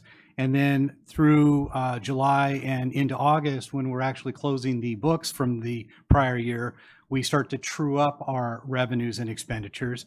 And the point of the brackets was to really draw the attention to the board of the accuracy of our estimated actuals to our unaudited actuals. And I attest that very close relationship of outcomes to the due diligence of the staff in both accounting services, fiscal services, and purchasing. And you'll notice that from the beginning fund balance comparison in estimated and unaudited through revenues, expenditures, and then all the way down to the ending fund balance on line 6, where there's just a $6 million difference to the 101 from the 95 million. Now that 26.1 million that you see for the adopted budget, that was created last June of 2024. And over that time, we had some budget adjustments, we had an audit adjustment, we had some ESSER funding spend down, because that's from that 23-24. So that low ending fund balance was adjusted to 95 at estimated, and then we ended up this last fiscal year at almost 102 million unrestricted. This next slide is our restricted, and the same brackets and point of reference to the due diligence of the team to really get in on the accuracy of the information that we do provide and share with the board and our community as being very intentional. We look for transparency, we look for accuracy, and I think it is something very critical for credibility with the fiduciary responsibility that we have as a board of trustees, and then as a school district to our community, that we are tracking and following our revenues and expenditures very closely.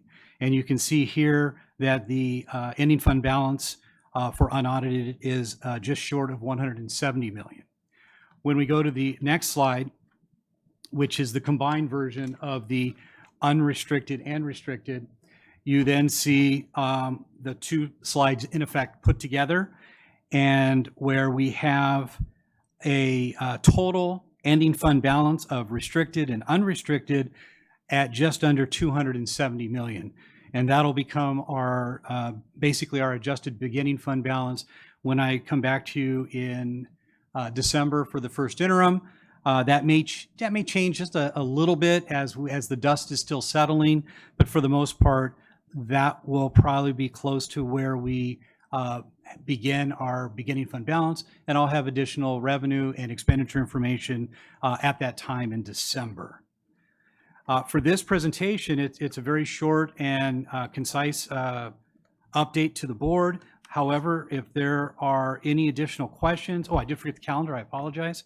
As I mentioned, the first interim is coming up in December, and then already we've got 2026 January. Governor Newsom will be providing his 26-27 budget proposal. And we should have for you the 24-25 audited actuals at around that time. So that's where we get those three pots of years, if you will, that kind of hang around and linger with each other through the course of a given fiscal year. With that, we, Mr. Cunningham and myself, are here for any questions or clarifications that the board might have. Do we have any questions? I don't believe I see any. I just want to say thank you for bringing this forward, and just really, I know we spoke a little bit about it, but I was really impressed about the accurate, like accuracy, right, between your estimated and audited actuals across the board. So good job there. And no questions. Thank you. Thank you so much. Thank you, board. All right, 9.0 board discussion. We have 9.1. Oh, Miss Alexander, are you still there? Did you have any questions? I apologize for Terry. Oh, I did not. Thank you. Okay, thank you. All right, 9.0 board discussion. 9.1 Arrowhead United Way's second annual Magical Music of Motown Hunger Relief Benefit Concert. And this is a discussion for possible sponsorship for their benefit concert. And I will go over to Ms. Medina. Yes, thank you. What I noticed is I couldn't find, you know how we're asking organizations to fill out, and I think the other item, there's another board discussion that they did turn it in. I know there's been a few others. Did they submit this one, for this one? A question, the request? The Google form you're talking about? I don't see it here, so I wasn't sure if they submitted it. Did we receive a Google form for them? No, we did not. We went with the flyer that said all the money would be donated for the hunger relief fund, so we did not put one out. That's okay, but I think in future reference, it's because it's like a process that all organizations need to go through, even though if it's repetitive. That way, it's like a process, and that would be great for all organizations. That's why other organizations don't feel like, oh, well, we submitted it and they didn't submit one. But I do appreciate the flyers and the information here. It does help support our, families. It doesn't necessarily, indicate our students through the food drive and all of that. They have actually, they're one of the ones that has the higher. They have like 20,000. Let me see here. Where is it? 20,000, 15,000, 10,000. So they're really high. And they have the lowest one they have is 5,000. It shows that we've contributed 5,000 in the past.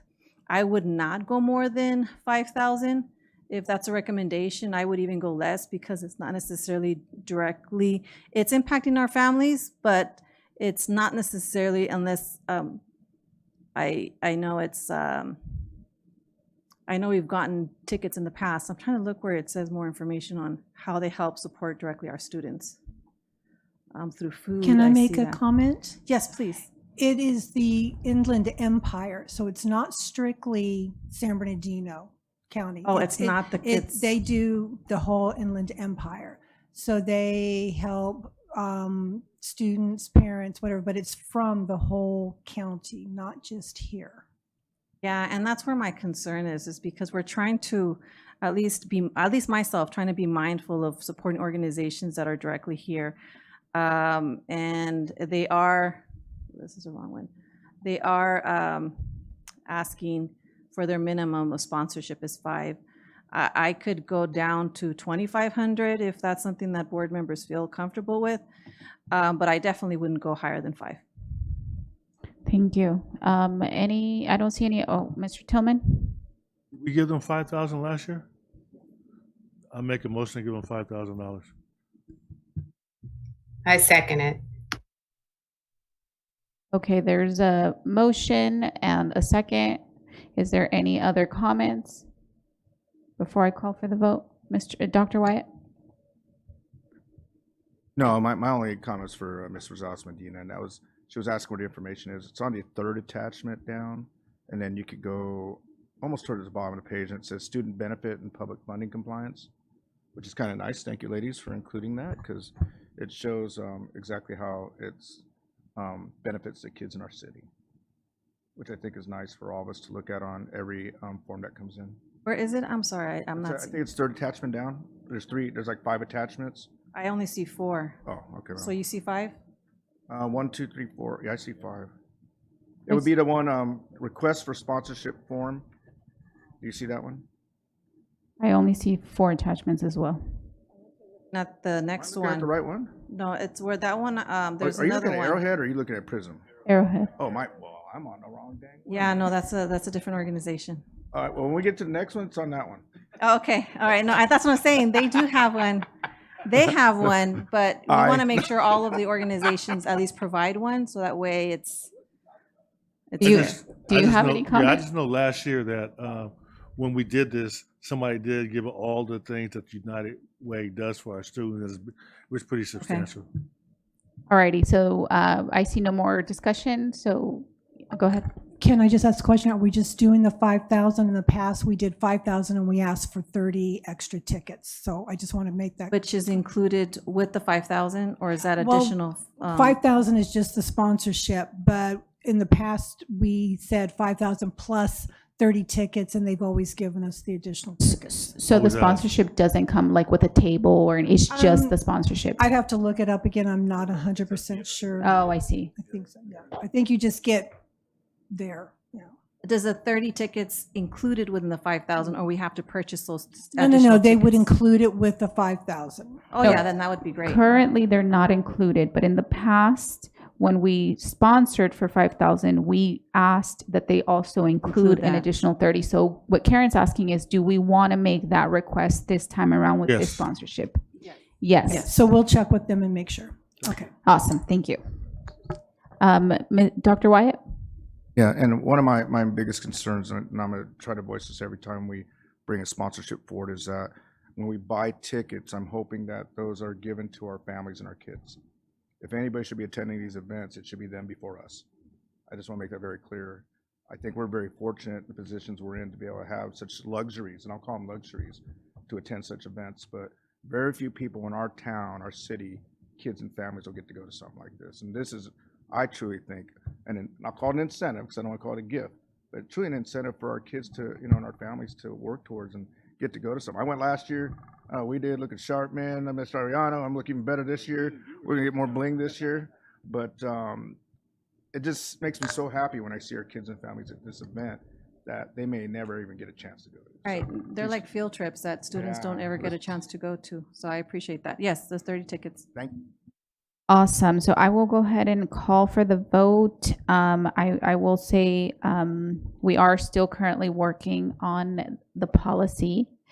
So, things might change.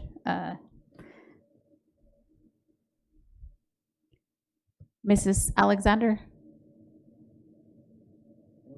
Aye.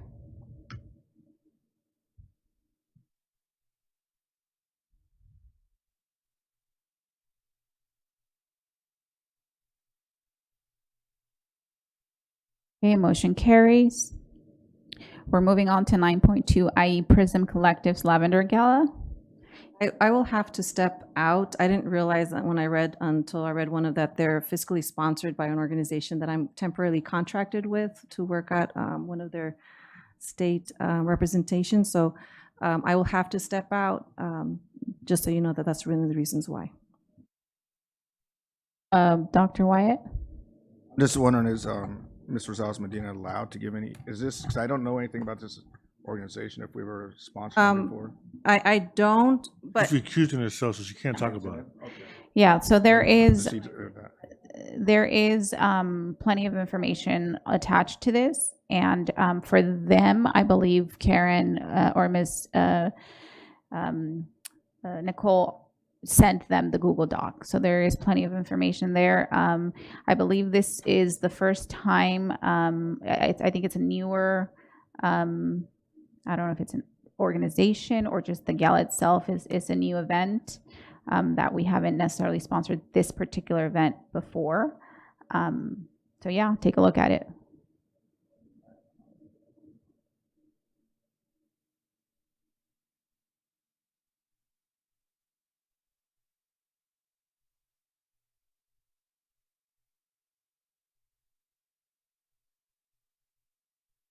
Make a motion to sponsor at $2,500.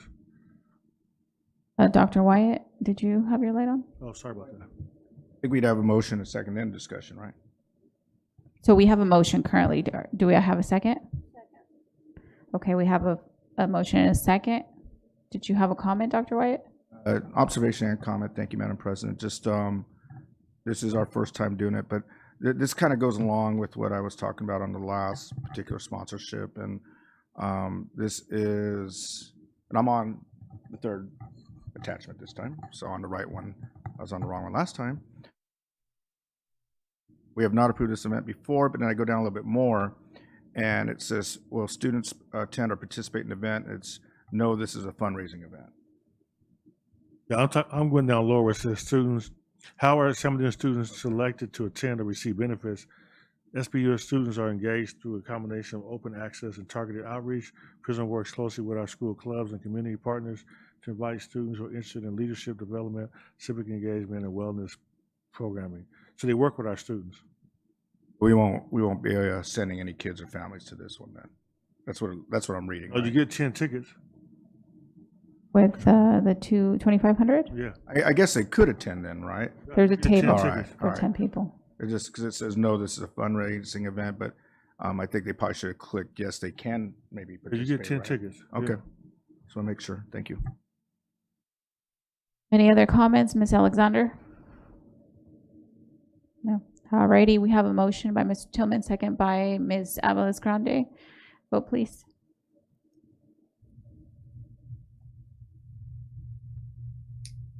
Aye.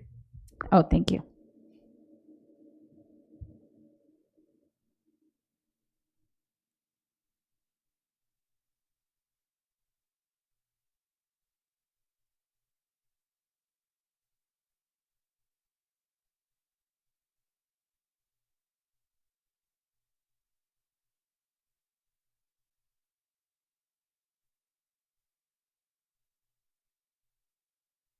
Motion carries. Can somebody text or get Ms. Medina back? I would appreciate that. Thank you. 10.0 action items, 10.1 personnel report. As presented. So moved. Can I get a second? Second. Moved by Mr. Tillman, second by Dr. Wyatt. Vote please.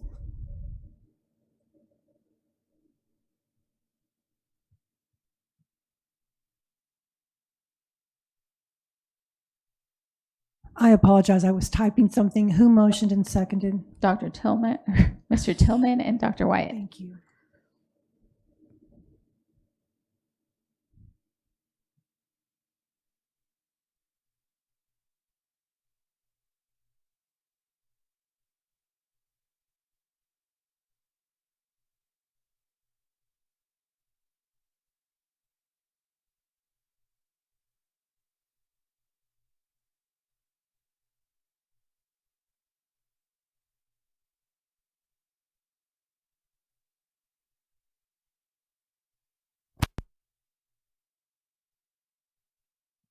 She said aye.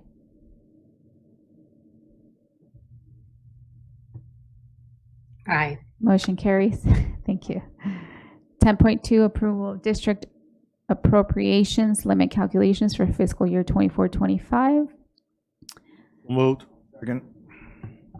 Moved by Mr. Tillman, second by Dr. Wyatt. Vote please, Mrs. Alexander. Aye. Thank you.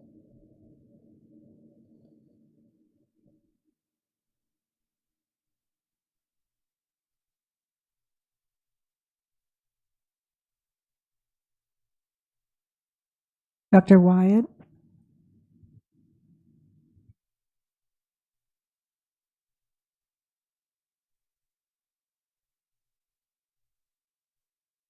Motion carries. 10.3 approval of the unaudited actuals financial report fiscal year 24-25. Moved. Second. Moved by Mr. Tillman, second by Dr. Wyatt. Vote please, Mrs. Alexander. You were second to the second motion. Yeah. Aye.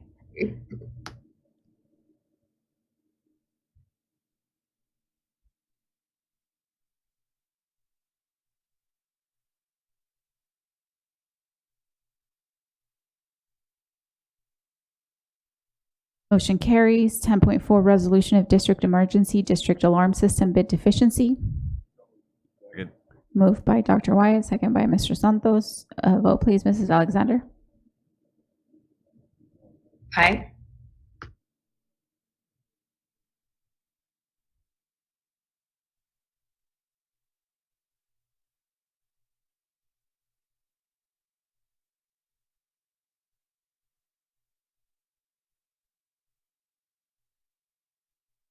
Motion carries. 10.5 resolution of district emergency sewer line failure at Roosevelt Elementary School. So moved. Moved by Dr. Wyatt. I need a second. Second. Second by Mr. Santos. Vote please, Mrs. Alexander. Aye.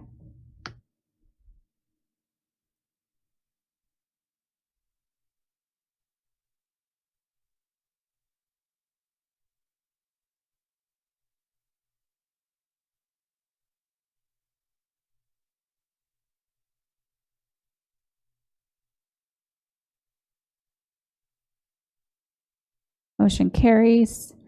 10.6 resolution establishing and authorizing the district's electric vehicle EV charging fee structure and payment process. So moved. Again. Moved by Ms. Medina, second by Dr. Wyatt. Vote please, Mrs. Alexander. Aye. Thank you.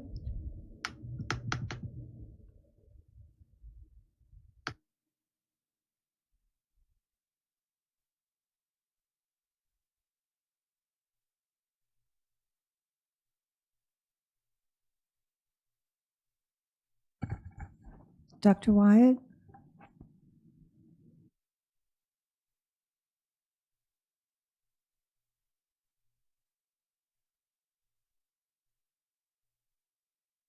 Motion carries. 10.7 resolution declaring property exempt from the Surplus Land Act and California Environmental Quality Act. Again. Moved by Mr. Tillman, second by Dr. Wyatt. Vote please, Mrs. Alexander. Aye.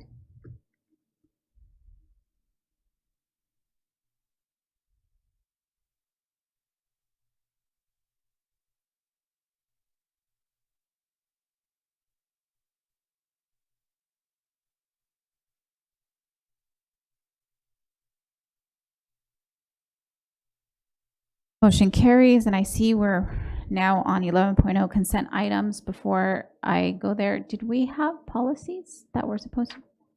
It's after the consent items? Oh, there we go. Okay, awesome, thank you. 11.1 approval of consent list. So move. Moved by Dr. Wyatt, second by Mr. Santos. Is there any to be pulled? All right, vote. Mrs. Alexander? Aye. Thank you.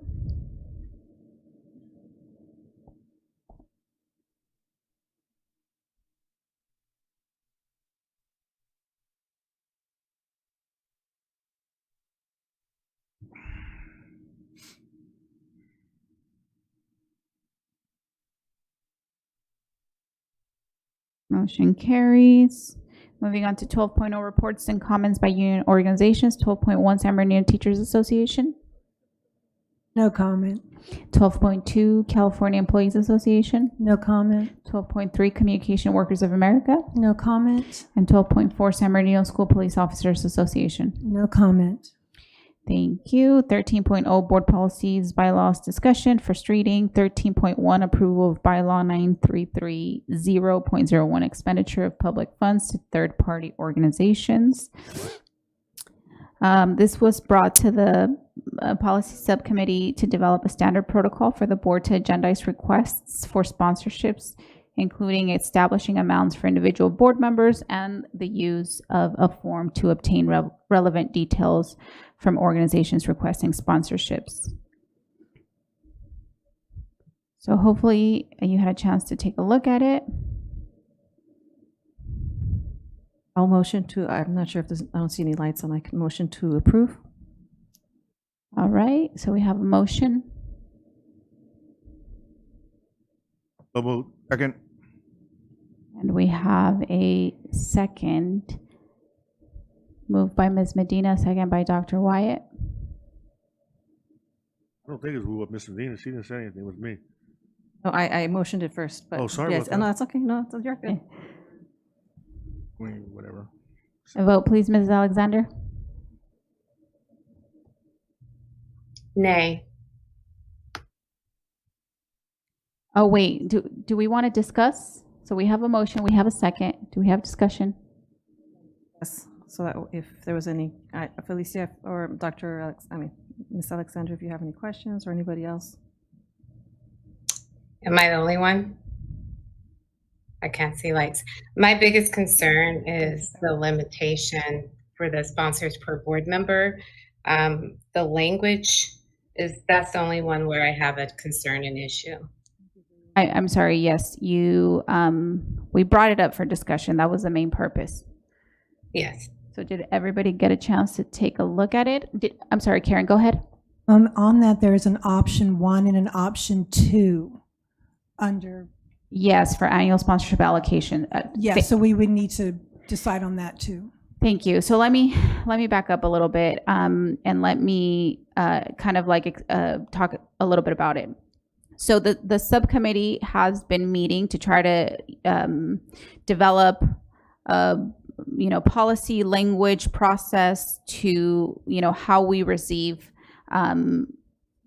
sponsorships from organizations, what the process to that is. And, we've started to develop a Google form that we will send out to folks. And even that Google is not where we want it to be. So we're still making some changes. We're still, adding questions that I think that the board wants to know. And then the other topic was allocation of funding. So there was, conversation around, do we allocate a lump sum per year on, organizations, or do we allocate, individual board members, a certain amount of money equally across the board. And so there are two options there that were brought up. So Terry was, Mr. Komnick was asked, what is about the average that we are spending on sponsorships in a year, time?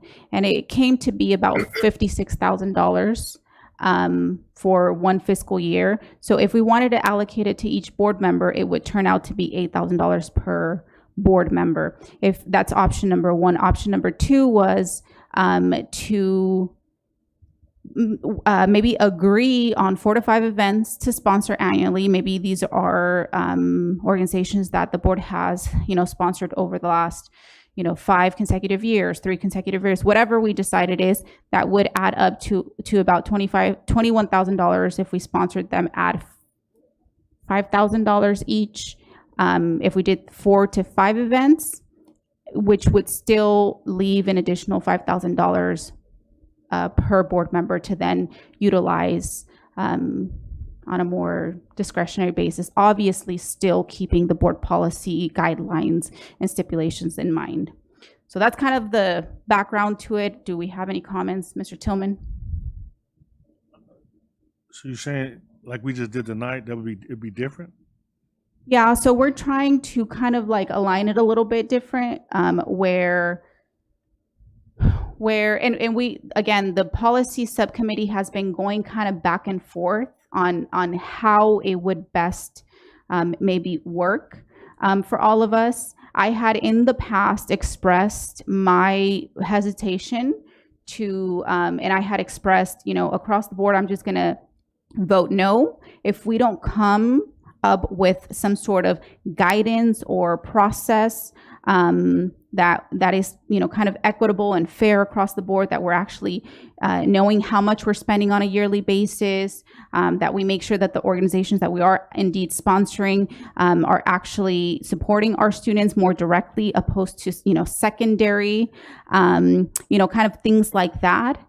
That had been my initial request. And so as a result, the subcommittee had met. So these are some of the options or the conversations that we've had so far. So it would, and we're still working on it. Like I said earlier, the Google form is created, but we still want to fine tune it, because it's been occasions where we have used that Google form and the board still had questions. And so we're trying to really hone in on what exactly does the board want to know about these organizations, so that we can create that form, send it out, and then have it come back, and so that there's a better, more equitable and consistent process for all organizations. But I do want to add, Mr. Tillman, you can bring still the organizations you want to sponsor. It's still, like for instance, but it won't be at a high amount, of course.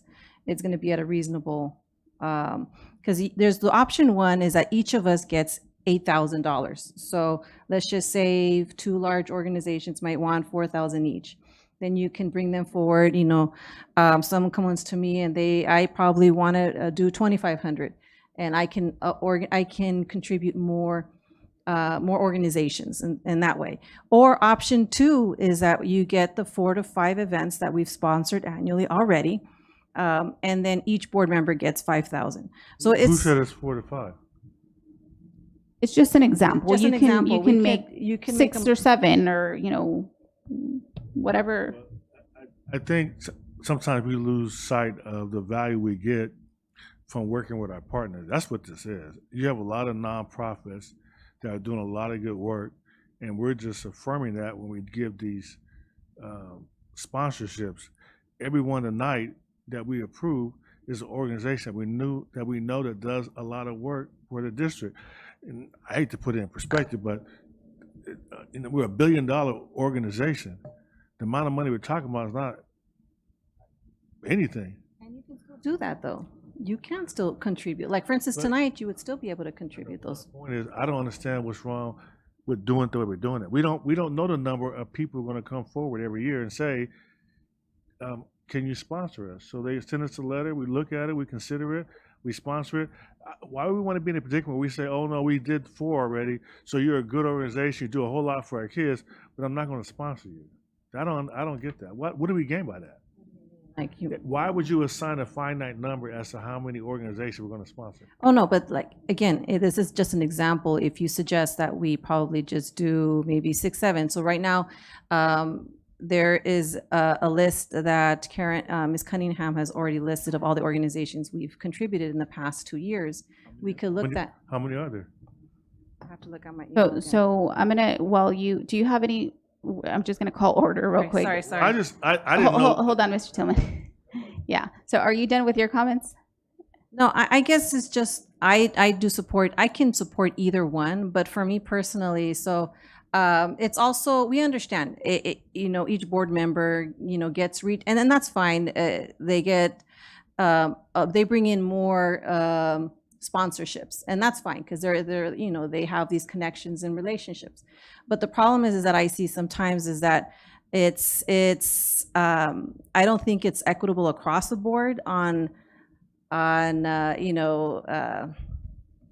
don't know. I just see it. I don't want to say in a political way, but it is. You get organizations to reach out to you, and you bring it forward, and some of them are really great, but then some of them I can see that they're adjusting the language to try to look at how they can get funds from us, and I just feel like we just need to kind of set a standard. And I would be okay with either option 1 or 2, or if maybe someone has suggestions for edits. We do have a motion, we have a second. It's just trying to find out which of those options it would be. So yeah, let's finish the discussion. Dr. Wyatt? And then Ms. Alexander, I saw your hand. Thank you, Madam President. And I know this has been something that I've been concerned with for a number of years, just because I want more transparency with our board and what we bring forward for requests. In regards to equity is always an issue and a concern. I'm not in agreement with either option, I'll say that. I think there's some years where we maybe get more requests and other years where we get less. I'll be honest with you, when you were going to say the total that we've actually allocated for these requests, I thought it was going to be a couple $100,000 or $500,000 or something. And when we said $56,000, I was like, and I don't mean this in a negative way, I was like, that's not much money. And you hit it right on the head, Mr. Tim. We're $1 billion organization and budget here. And this money goes directly back to our community. Directly, and I make that very clear. I think we all do now. I think that's something that we pride ourselves on, is that this money gets reinvested right back into our community and benefits our kids and our families. If we have the ability to do that, I don't see why we would limit ourselves, number one, because there's not a lot of organizations out there that can do that. There just aren't. And when we do it, I'll be honest with you, I take great pride in it. And I love going to these events. I don't get to go to all of them.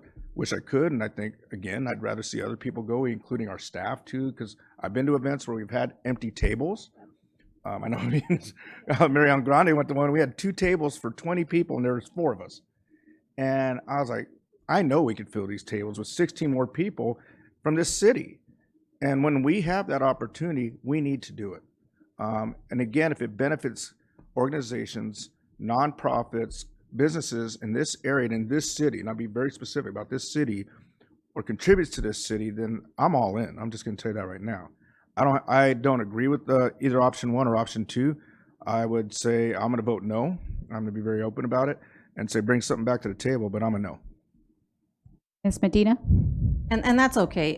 So I think for me personally, there's an abuse system. I feel like there's already been an abuse where if we do a better job with those that's why I think those questionnaires or requests are very important, is because many organizations don't organize here. They reach out for money here, but they really don't. When they mention San Bernardino County, it's not necessarily just our district. When they mention, if we were to have it in a way where the sponsorships actually coming from San Bernardino, benefiting our students from San Bernardino, it makes sense. But when it's not, and that's why my frustration is that I have seen abuses of this. And how do we balance that out? Mrs. Alexander? Sure, no problem. Thank you, Madam President.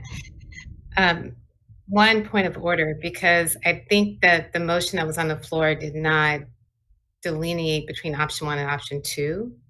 So I don't know if you have to open it up again. And then secondly, I'm in agreement with having a process like the questionnaire, having the agencies or the nonprofits that are requesting funds to follow that process.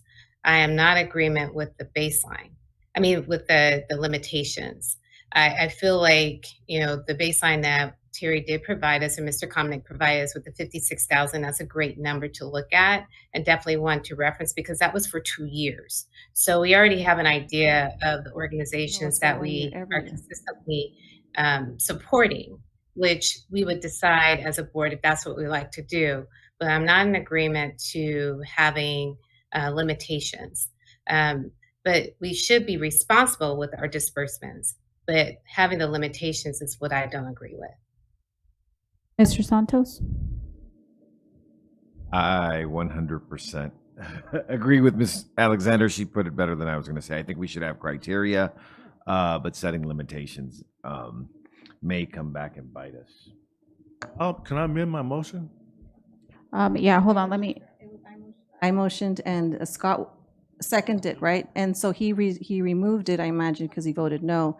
So I would just put the motion back in for option 1.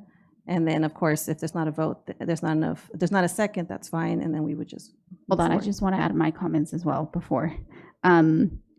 So this is, if this moves forward, doesn't move forward, like it really doesn't matter. The whole purpose of it was to bring it before discussion. So this is a starting point, in my opinion, of having that discussion. It's really for me, an opportunity to get your feedback and say, okay, what would you like to see instead of this? Because what I have shared in the past is we didn't have anything. We didn't even have a policy before. So, through bringing this up over and over again, we're kind of moving in a direction, and I didn't expect this to be, the final product. So I hope, as far as that goes, that's clear. I agree. I think that there should be a process. I think that there should be a procedure that is the same for everyone, kind of like an RFP process, right? It would be something similar that everybody who is asking for a sponsorship should be able to respond and submit whatever in the same fashion or in the same manner. As far as, the amount, Mr. Komnick, was this for 1 year or 2 years?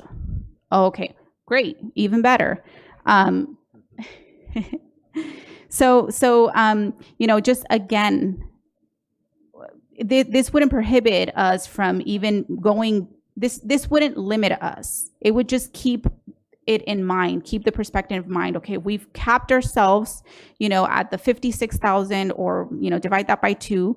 And if we want to continue to bring forward others, we could still do that. It wouldn't not allow us to do that.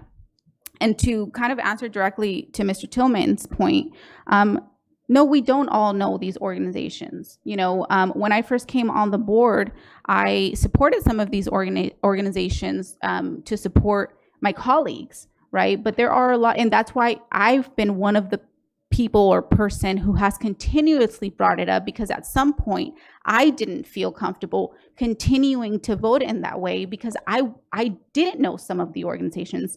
Some of the organizations I knew of, I had heard of, but I wasn't really completely sure, what it is that they did, or, and I see this more as an opportunity, for organizations to reach out to more different board members, and, kind of, instead of the same folks that they go to, maybe now they have to reach out to somebody else and say, hey, we're looking for this sponsorship. Let me share with you, who we are, what we have to offer, so that we can continue to build those relationships. So those are kind of just my thoughts around that.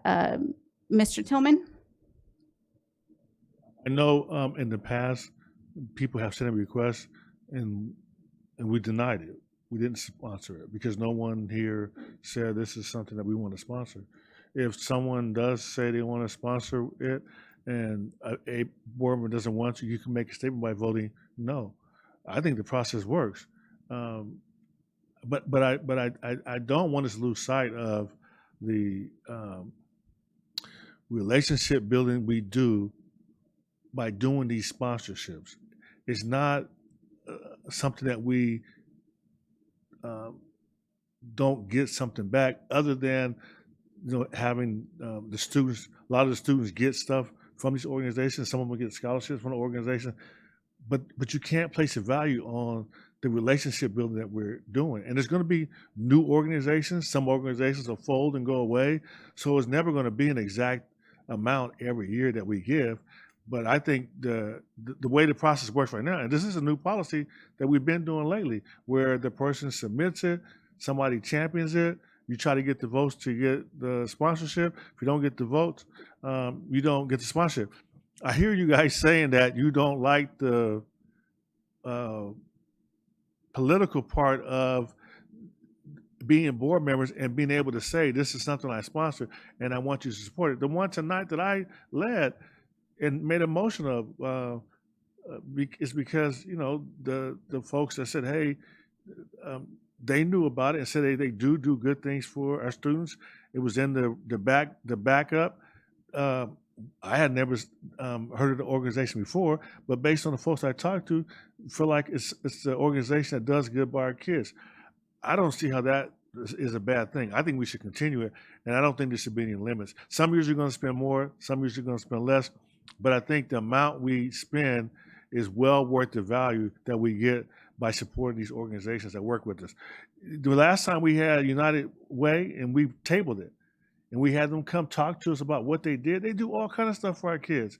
A lot of times we don't know about it, but they're giving all types of services because they're getting a lot of stuff volunteered to them and in-kind stuff, and they're giving it directly to our kids. That's way worth more than this, the $5,000 we gave them a night. They give hundreds of thousands of dollars worth of value back to our students, and I don't think we should lose sight of that. Dr. Wyatt? Thank you, Madam President. Just three things, and I want to be very clear on. One, I am absolute in agreement with the sponsorship form and explanation. Matter of fact, I know that started when I was board president because I wanted more transparency. So I'm in agreement with that. I'll make sure that's clear to the public as well. And actually, on these two options, there is a limit. When it says not to exceed $8,000, total $56,000, that means not to exceed. Same thing on number two, not to exceed $21,000, then plus $5,000 each for $56,000. So there is limits on each option there. And then the last piece is, and in all transparency, we should have a list available to the public that shows exactly who we gave money to. I mean, that's a simple thing to have. It's a simple accounting issue just to create a spreadsheet that says year 2023, 2024, 25, 26. This is who we gave to, this is how much. I mean, to me, that's just keeping it out in the open. So if we ever want to ask, we know. If anybody outside in the public wants to know, it's right there available. So to me, make it transparent, make it an open conversation for all of us, which we've done. And I'm asking not to put a limit on it because new organizations may come, as Mr. Tillman said, and others may fall off. But again, what I don't want to do is not support our community and our organizations, support our kids in our city. That I've learned that to be an incredible gift that we're able to do as a board and as a board member. I take great pride in that.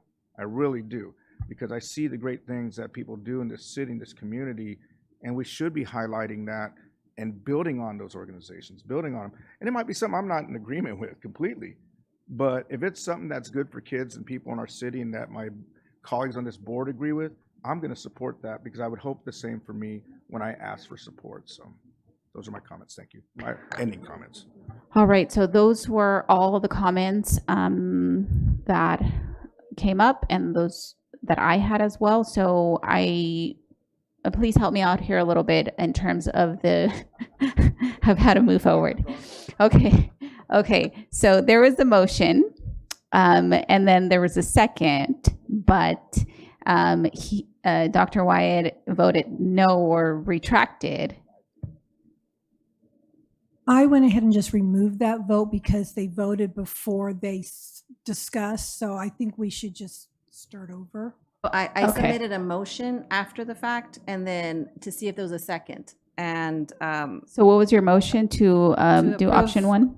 So I can motion to approve option, let me see here.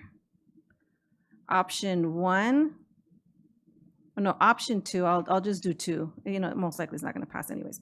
But option two, with the fact that we can select 5, and I would amend it to select 7 to 8 organizations, and then each board member gets $8,000 for each fiscal year. So each year they can, sponsor certain groups, and I that's my motion.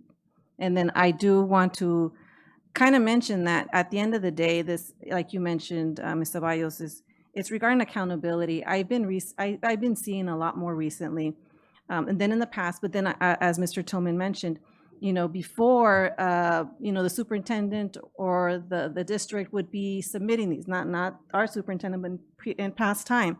Now we're getting it because the public are seeing that we're sponsoring more organizations, we're getting more applications.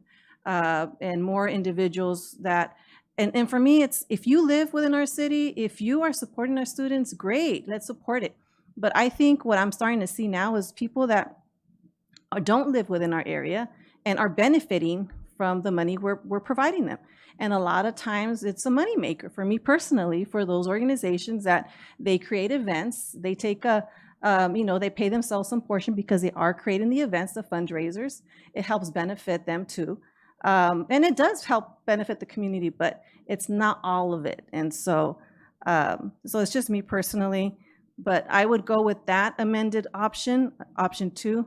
If there's a second, great. If there's not, then that's fine. But I still would like for the committee to meet on the accountabilities and making sure that that organizations that meet with our students here are a priority. I have a motion to do 7 to 8 organizations, and each board member gets, instead of 5, up to 8,000 per year. Do I have a second? I'll second that motion. So we have a motion by Ms. Medina, second by myself, and then vote. Just a real quick question. Are we doing this as a first reading and I'm bringing it back for the final, or is this? We're going to do it as a final reading, I imagine, just because it doesn't seem like it, you know. Okay. Yeah. Right? Let me think about that. Let me think about that real quick. If it doesn't pass, we're still going to send it back to subcommittee. Yes. Okay, let's do that.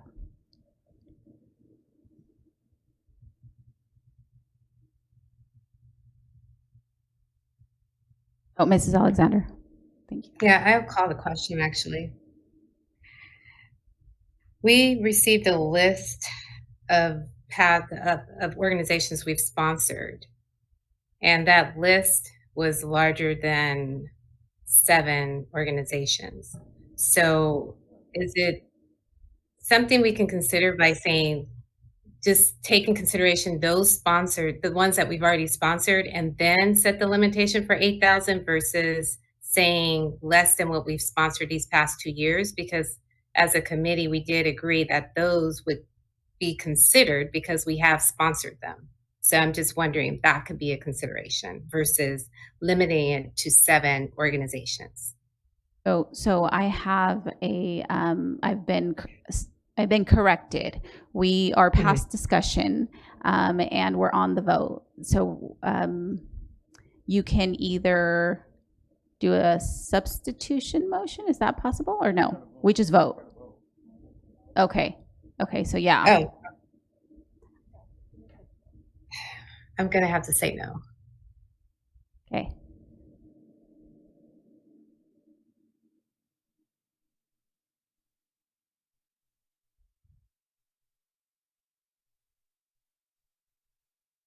So I don't have anything for Mr. Tillman, Ms. Grande.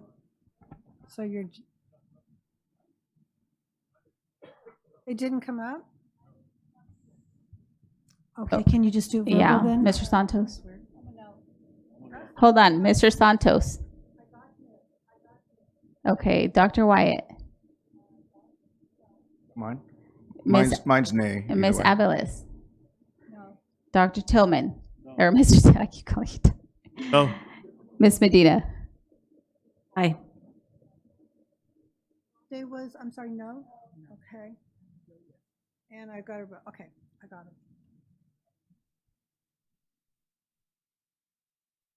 Mr. Tillman. Make a motion to table this item. So, no. Yeah. I thought the vote was done. No, yeah. It didn't pass. And it's not coming up. Yeah, it didn't but pass. It didn't pass. Okay, motion didn't pass. So 13.2, approval of bylaw 9150, student board members' compensation.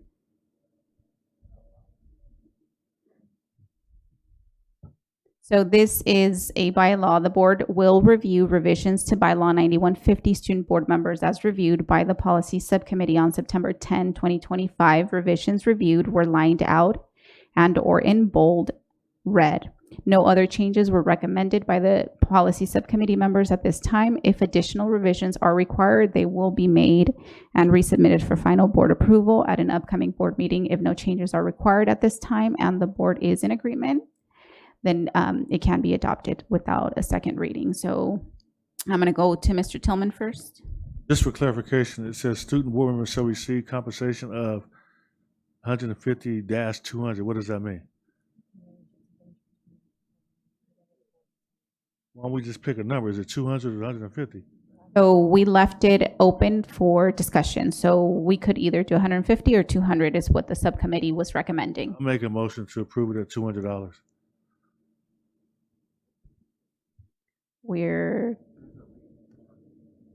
the intention was to discuss, so can we hold on that motion? Right, but I don't know if anybody else wants to comment. Okay, so let me get back to you, Mr. Tillman. Ms. Medina? All right, great, thank you. Oh, No, sorry. what? I skipped you. Go ahead.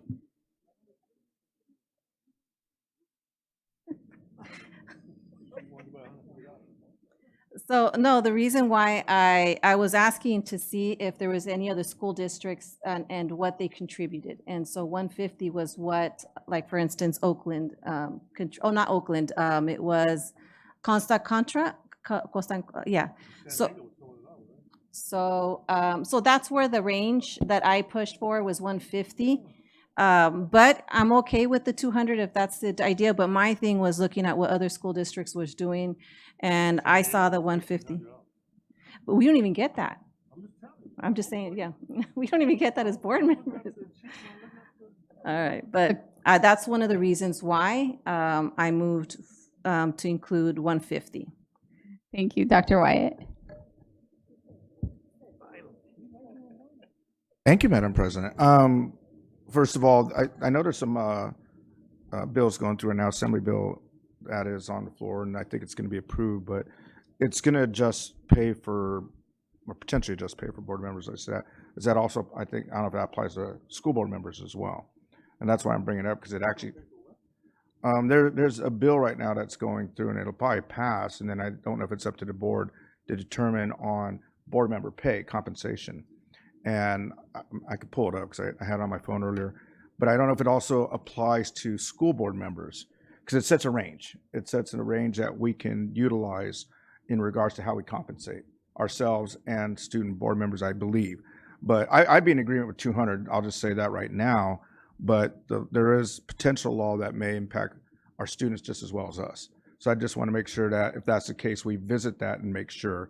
And I could give you the specific bill in just a little bit here. I could look it up, but that's my comment right now, but I'll get the bill for us. Any other comments? Mrs. Alexander, do you have any comments? No? Okay, that information is great, Dr. Wyatt, and if you can forward us that information, I think that you had already shared it with me in the past, but for the purposes of, got it. For the purposes of the reason we decided to bring this forward is because, the school year has already started and student board members have already started attending meetings and participating. And so we want to make sure that, if we are going to move forward with it, that we approve it so that, Terry can go ahead and, release those payments to students. So if that does impact our student board members, we could always bring this back. So going back to Mr. Tillman, did you want to? Motion was to approve it at $200 level. All right, do I have a second for that? Okay, second by Ms. Abeles Grande.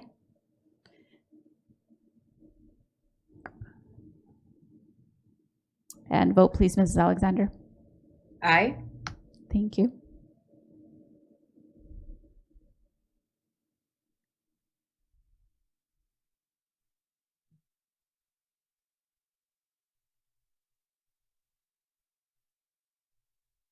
Mr. Tillman, did yours not come up again?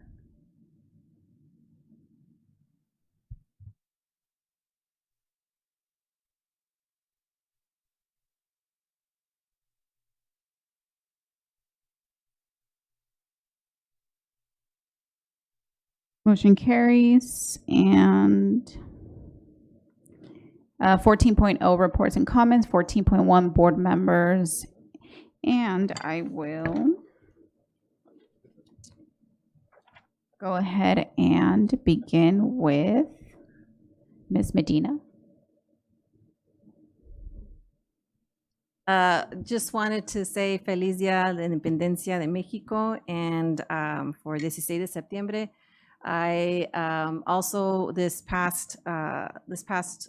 actually it was on Friday, I co-presented with EdTrust West and the Bilingual Latino organization, and it was on educator diversity and increasing the amount of students who go into teaching and how, student population reflects with the teacher population, and how we encourage more folks. And I did share great things that we're doing. We're one of the few districts that are doing the educator pathway. We do have, and I thank Mr. Ariano for correcting me on student teaching mentors. So it's the student teaching mentors.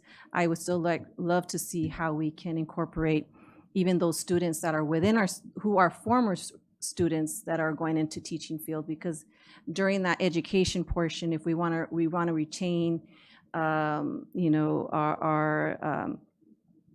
the diversity, you have to provide incentives for them to continue, because it is a field that takes a lot of funds. So I do appreciate that we did share the information with UC Riverside and the great funding opportunities there. So that was just one of the presentations that I co-lead, and that's it. Thank you.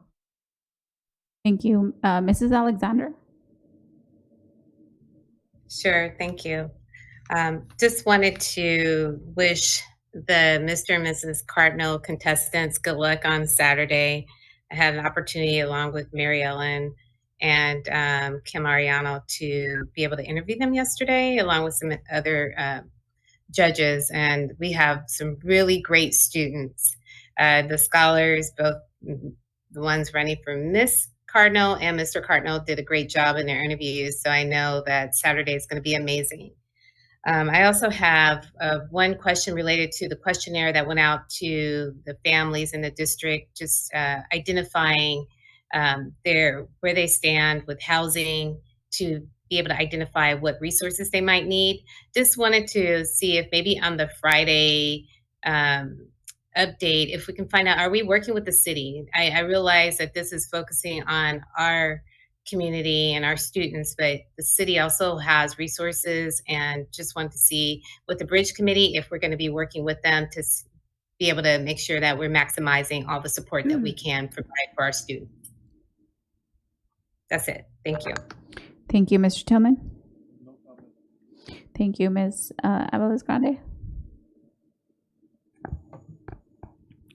Thank you. I noticed since I became a new school board member, it's been like a long year or two now. How long do I have left now? An hour left? Okay. So so I noticed that I've been to all these conferences and conventions and workshops and masters in government, and it's been wonderful. And yet I see others go and come, and we never give a report. So I moved today to give you a report on, I say, the most exciting and best conference I've been to in my short time here with you. So bear with me. I'll try to be brief, but it won't be. Colleagues, I want to take a few minutes to share something that really struck me. Point of order? Yes. This ain't for reports. I'm just playing. Go ahead. Thank you. He startled me. I go, shoot. All right. Thank you. He got me. Colleagues, I want to take a few minutes more to share something that really struck me. I recently attended the Council for Urban School Boards conference in Los Angeles. It's held in different areas. And I came back not just impressed, but genuinely inspired. I've been to many conferences, including NSBA and the other subgroups, the African American councils and the Latino councils and more. And those all have their value, but this one was different. It hit every mark for districts exactly our size and larger. Now, it's different from the other ones because they all do important work, but they often cast a very broad net, and sometimes the issues feel more national or generalized. This conference zeroed in on districts like us facing the exact same budget pressures, governance questions, and community expectations we face. It wasn't theory, it was practical, tailored, and directly relevant. As far as the content and speakers, the ideas weren't recycled or vague. They were fresh, different, and squarely focused on the most pressing issues in districts like ours. Student achievement gaps, balancing equity with fiscal responsibility, AI, board governance and divided communities, teacher pipeline challenges.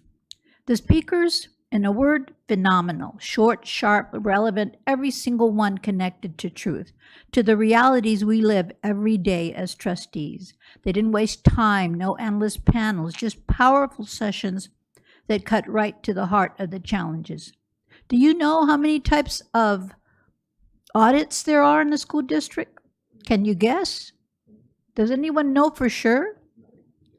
I know you're all guessing, right? Like there's at least 4 or 5 and sometimes more individual ones. They were very interesting to find out. I learned new questions to ask, and so stay tuned on that. The impact on us. For our 3 newer members, this is exactly the kind of professional growth that builds confidence and accelerates their ability to govern effectively. For our veteran leadership, it's an opportunity to bring decades of wisdom into fresh conversations and pass that on while also staying renewed and energized. For all of us together, it's a chance to unify, to come back aligned with shared tools, shared language, and shared vision.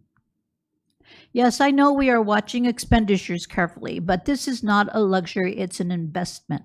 The cost of one conference pales in comparison to the cost of a misstep, a compliance issue, or a failed initiative. This investment pays us back many times over in the clarity and effectiveness it brings. In closing, and in short, which it wasn't, this wasn't just another conference. It was the right one at the right time for districts like ours. We have 3 newer members eager to grow, I'm sure, long-standing leaders ready to energize, I believe, and a community that needs us to lead with vision. I believe a membership in this organization and conference participation could be the spark that elevates our governance, strengthens our unity, and ultimately will benefit the students and family we serve. Thank you, and thank you, Mr. Tillman. Thank you. Dr. Wyatt? Thank you, Madam President. And just want to say, on kind of the heels of Ms. Grande here that, and I know some of my colleagues here, and they've been quite humble. I believe Ms. Rosales Medina presented this weekend at CLSBA, California Latino School Board Association meeting. And I was very fortunate as well, and say thank you to the district for, enabling us to do that. And I know President Ceballos was there as well, supporting us out in the crowd. And, it goes right along the lines of some of our major conversations this evening in regards to equity in action and governing with purpose across county and district lines. I was we had an amazing team, Mr. Jesus Holguin, many of you know who he is. He served as CSBA president, which is just unbelievable to be at that level of governance, as well as Dr. Betters and Dr. English, who are also both local electeds. And we really focused on how we could leverage our experience and funding to benefit our students, our communities. And I talked a lot about what we've done here in city schools, and I think it's absolutely amazing how we take the money that we're able to get, whether it's from a bond or from our general fund or different grants, and apply it in a manner that benefits students in our city at the highest level. Mr. Aranda, you say what goes with how as a school district goes, the city goes. And I'm going to keep saying that and believing in it. And that's why I'm really big on just taking our facilities and our schools to the highest level, to when people do pull up and they want to spend $700,000, $800,000 or $1.5 million in this city, they could say, look at these amazing schools that my kids go to. Number one, not just that, but also the quality of education they're getting, the CTE courses they're going, the arts programs, the school programs. We just had a state champion in stage management. Don't even know what that means, but I learned it a little bit today. Wow. I mean, I didn't know that. We had a national champion again in our city, right here in San Diego City. So just an amazing conference. And, my colleagues at best says, we need to take this on the road show and talk about more what we do here in our county and our cities. So thank you again to my colleagues that were there, as well as the district. The bill I was talking about was AB 1390, just so you know, Assembly Bill 1390. It is on the floor of the Senate right now for approval, and then it'll go to the governor's desk for signature. What it does state in there, and thank you, Ms. Santos, who was helping me do some research over here, was that the board could either assign credit to the students or monetary compensation. Okay, so we have that option. Sounds like going monetary. I agree on that because credit's kind of a little bit more complex in regards to how much work they have to do to earn credit. But it didn't say a standard yet. It may be coming. We don't know. So that is the bill that was asked. And then You know, we were talking a lot about bonds and facilities, and every time I got colleagues at work that know I just love this stuff. So I'm gonna do it again. American School and University facilities, buildings and facilities, San Diego City, again, nationally ranked and recognized. For those of you that don't know, this is probably about the 5th or 6th magazine I've gotten since I've been on the board. I have a collection in my office if you ever want to see them or have them bring to the meeting that you want to see, because this is where our money goes. Okay, when we talk about how we take our funding and we apply it to facilities, and as we would say, world class. And this is world class. One of them was the new San Bernardino High School Theater, which has an amazing blend of old and new. And it's just, I just love that one. It's probably my favorite one now. And then the other one was our medical facility CTE program at Pacific High School. And if you haven't been there, you need to go, because again, it's second to none. I mean, so this is what we do when we apply funding and money in the right way, and we get recognized again at a national level. So if somebody wants to come here and spend money in San Bernardino, this is why you should, because we have world-class facilities here for our kids. Thank you. Thank you, Dr. White. Mr. Santos? Yes, thank you. Just wanted to, this week, or actually last week on Monday, I went to visit our comprehensive high schools, college centers. Started out at Arroyo High School, and their whole team was out there, their principal, and it was great to see what our college and career centers are looking like. So went to all of the high schools. They all did an awesome job. Wanted to highlight Miss Maria at Pacific. She had such passion when she was describing how she works with parents and students. But all our college and career centers were awesome. And then today I had the opportunity to go to the UCAN HBCU college fair, which I thought was a wonderful event. We had a lot of students there. I'm going to have to apologize. There was a parent there whose daughter goes to Kimbark, but she wanted her daughter to see, I forgot her name. Oh, Miss Cooper. Thank you. See, I'm horrible with names. This politician thing, I'm not great at it. But anyways, wanted to shout her out because she had her daughter out there looking at the colleges, which I thought was a wonderful and great thing. And then reminding the community that our college fair is also this Thursday at the Inland Center Mall. And, it's college fairs are designed for seniors as they begin that application process, but anyone, an elementary school student, a middle school student, any grade in high school, it's great to go out there, see what those college requirements are, get some wonderful stuff out from the colleges so you can see what those colleges look like from their publications. But again, that was all I have. And I just learned we had a clock. I didn't even know we had a clock. I've been. Yeah, that's why I'm laughing pretty hard over here. I know we had a clock. For us. No, Mr. Santos, thank God, because you don't go over 5 minutes. That's why you haven't had to hear the secret beeper. Nobody has cut you off yet.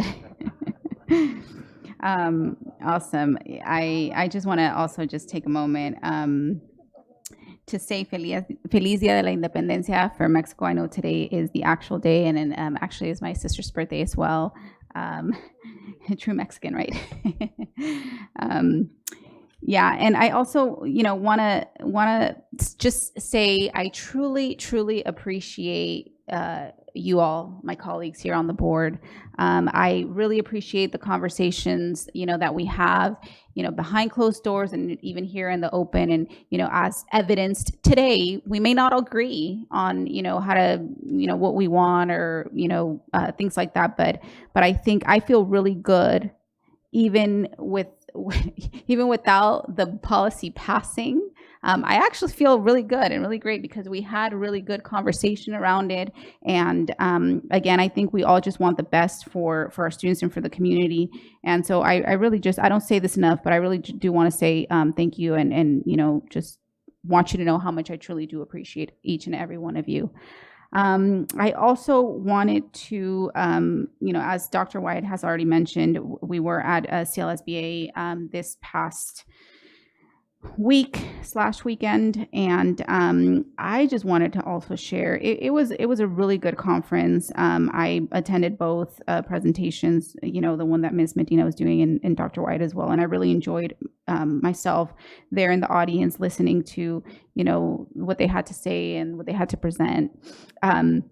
But I also really appreciated a couple other sessions that I attended. For example, there was one called From Crisis to Solution, Twin Rivers USD's 11 million investment in teacher housing as a model for educational excellence. There was a great nonprofit organization, foundation there that really kind of, explained part of what they're doing over there in Twin Rivers USD, and as if the board decides that this is a direction that we want to go into, I think that they would be a really good source to kind of reach out to and kind of find out what they're doing, how they're doing it, and so forth. Another session that I attended that I found really great as well was it was titled "We Can't Control Everything During This Crisis, but We Can Prepare to Protect Our Students and Communities." And this one was around immigration and how to be prepared. Del Sol Group, Alma Marquez, Lisa Ramirez, Aida Macedo were the presenters, and it was really, really informational. And I think I'm going to be sharing some of this with our superintendent and cabinet, because I think we can do more, and I think we should be doing more. Even from the public comments that we heard today, in regards to what happened a month and a half ago or a month ago by San Bernardino High School. And so I think there's areas of improvement there as well. And yeah, just the whole conference, talked about unity, and that was, kind of the overall theme around it. So really, really great time and space for us to, learn and connect and continue to, be unified. And I think those were all my comments. So I will pass it on to Unidos en Acción was the title of the yes, you're right. Thank you, Dr. Wright. And I think Mr. Santos forgot something. I did, and it was a big one. I wanted to thank Dr. Suda Vedikatesan and her team for taking me out to the College and Career Center. So a great thank you for her team taking time to take me out to see all our 6 college centers at our comprehensive high school. So thank you. Awesome. Thank you so much. And then Mr. Arellano? Thank you, President Ceballos. I'm going to concur with your statement. We have a great board, great cabinet, great synergy in this district. So thank you for making those comments, because I completely concur that we have a wonderful energy going on in this district, and the people in the community see that. Terry, I want to thank you and your team today for 2 wonderful presentations. I appreciated the honesty, the transparency, and just giving the board exactly what they asked, right? And us receiving direction. So thank you to you and your team for everything that you put together for today. So I just wanted to make a few highlights. Many of the things that were mentioned today, but I have pictures. So it was mentioned today about Ava Bogarin, who was from San G, a senior with a 4.8 GPA. Each of the 32 NFL schools got to pick one male and female student to celebrate as a Latino Youth Award recipient. And so our student from San G, the daughter of Adam Bogarin, who's a program specialist in our Swiss department, was selected by the Los Angeles Rams. And that's a picture of her and her daughter, her and her father. So we're very, very proud of her. And of course, we all know the Rams are the best NFL team. So, Right. I get a little hoo-hoo here? No? All right, next slide.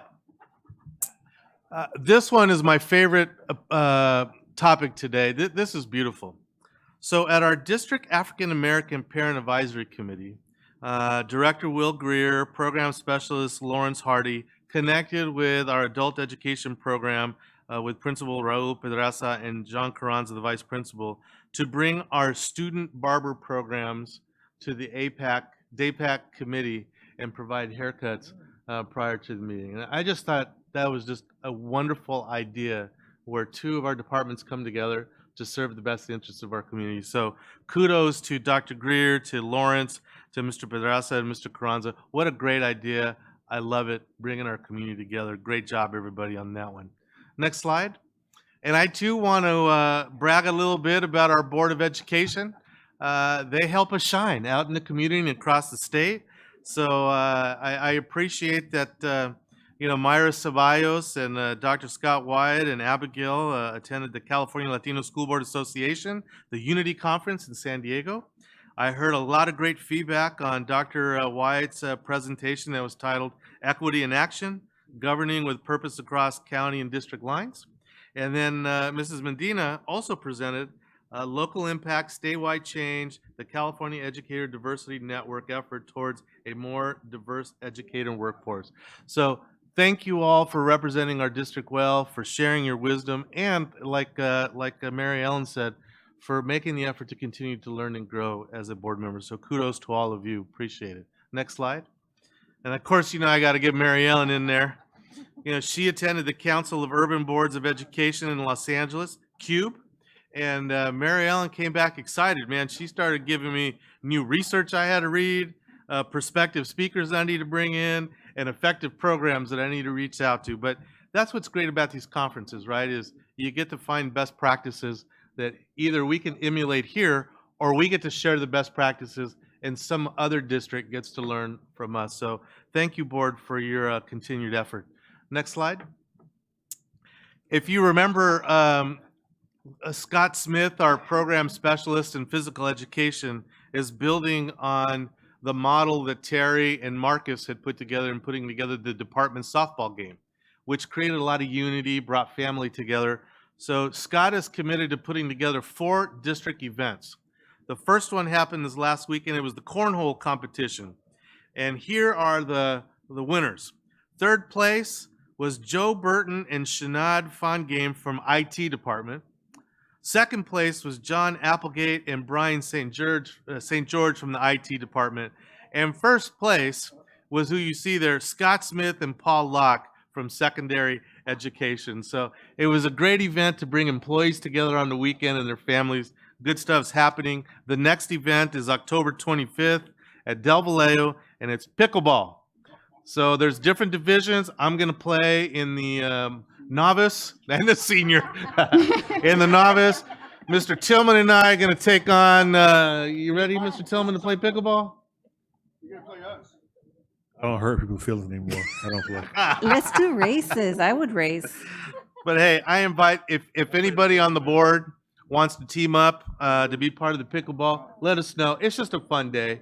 I barely started learning how to play, but I just want to get out there, have fun, and interact with and learn people from, get to know people from the district. So thank you, Scott Smith, for your effort. Really appreciate it. Looking forward to the next one. Next slide.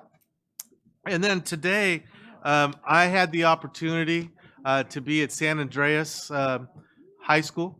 Stater Brothers presented our Growing Hope Farm program with a $20,000 check to continue the program and support our adult transition program. So I want to thank Principal Dory Stratton. I want to thank Barbara Pasachek. I didn't realize that this program was her vision many years ago. And so I thanked her there at that time. She was there, present. And I want to thank Jennifer Mann. Jennifer Mann is a paraprofessional there who I actually went to high school with. So I knew her from high school, at San Maria High School. And she was the one that made the connection with Stater Brothers to have them understand the great things that are happening there. And they turned around and provided us $20,000 and committed to even more moving forward because they love the program. So I just want to say to Stater Brothers, thank you for your support of our schools. And that's all I have tonight. Thank you. Wow, that's truly, truly amazing. Thank you for that report. 15.0, summary of board members' requests. 15.1, review of requests. Good evening, board. I am sitting in for Ms. Ballentag this evening.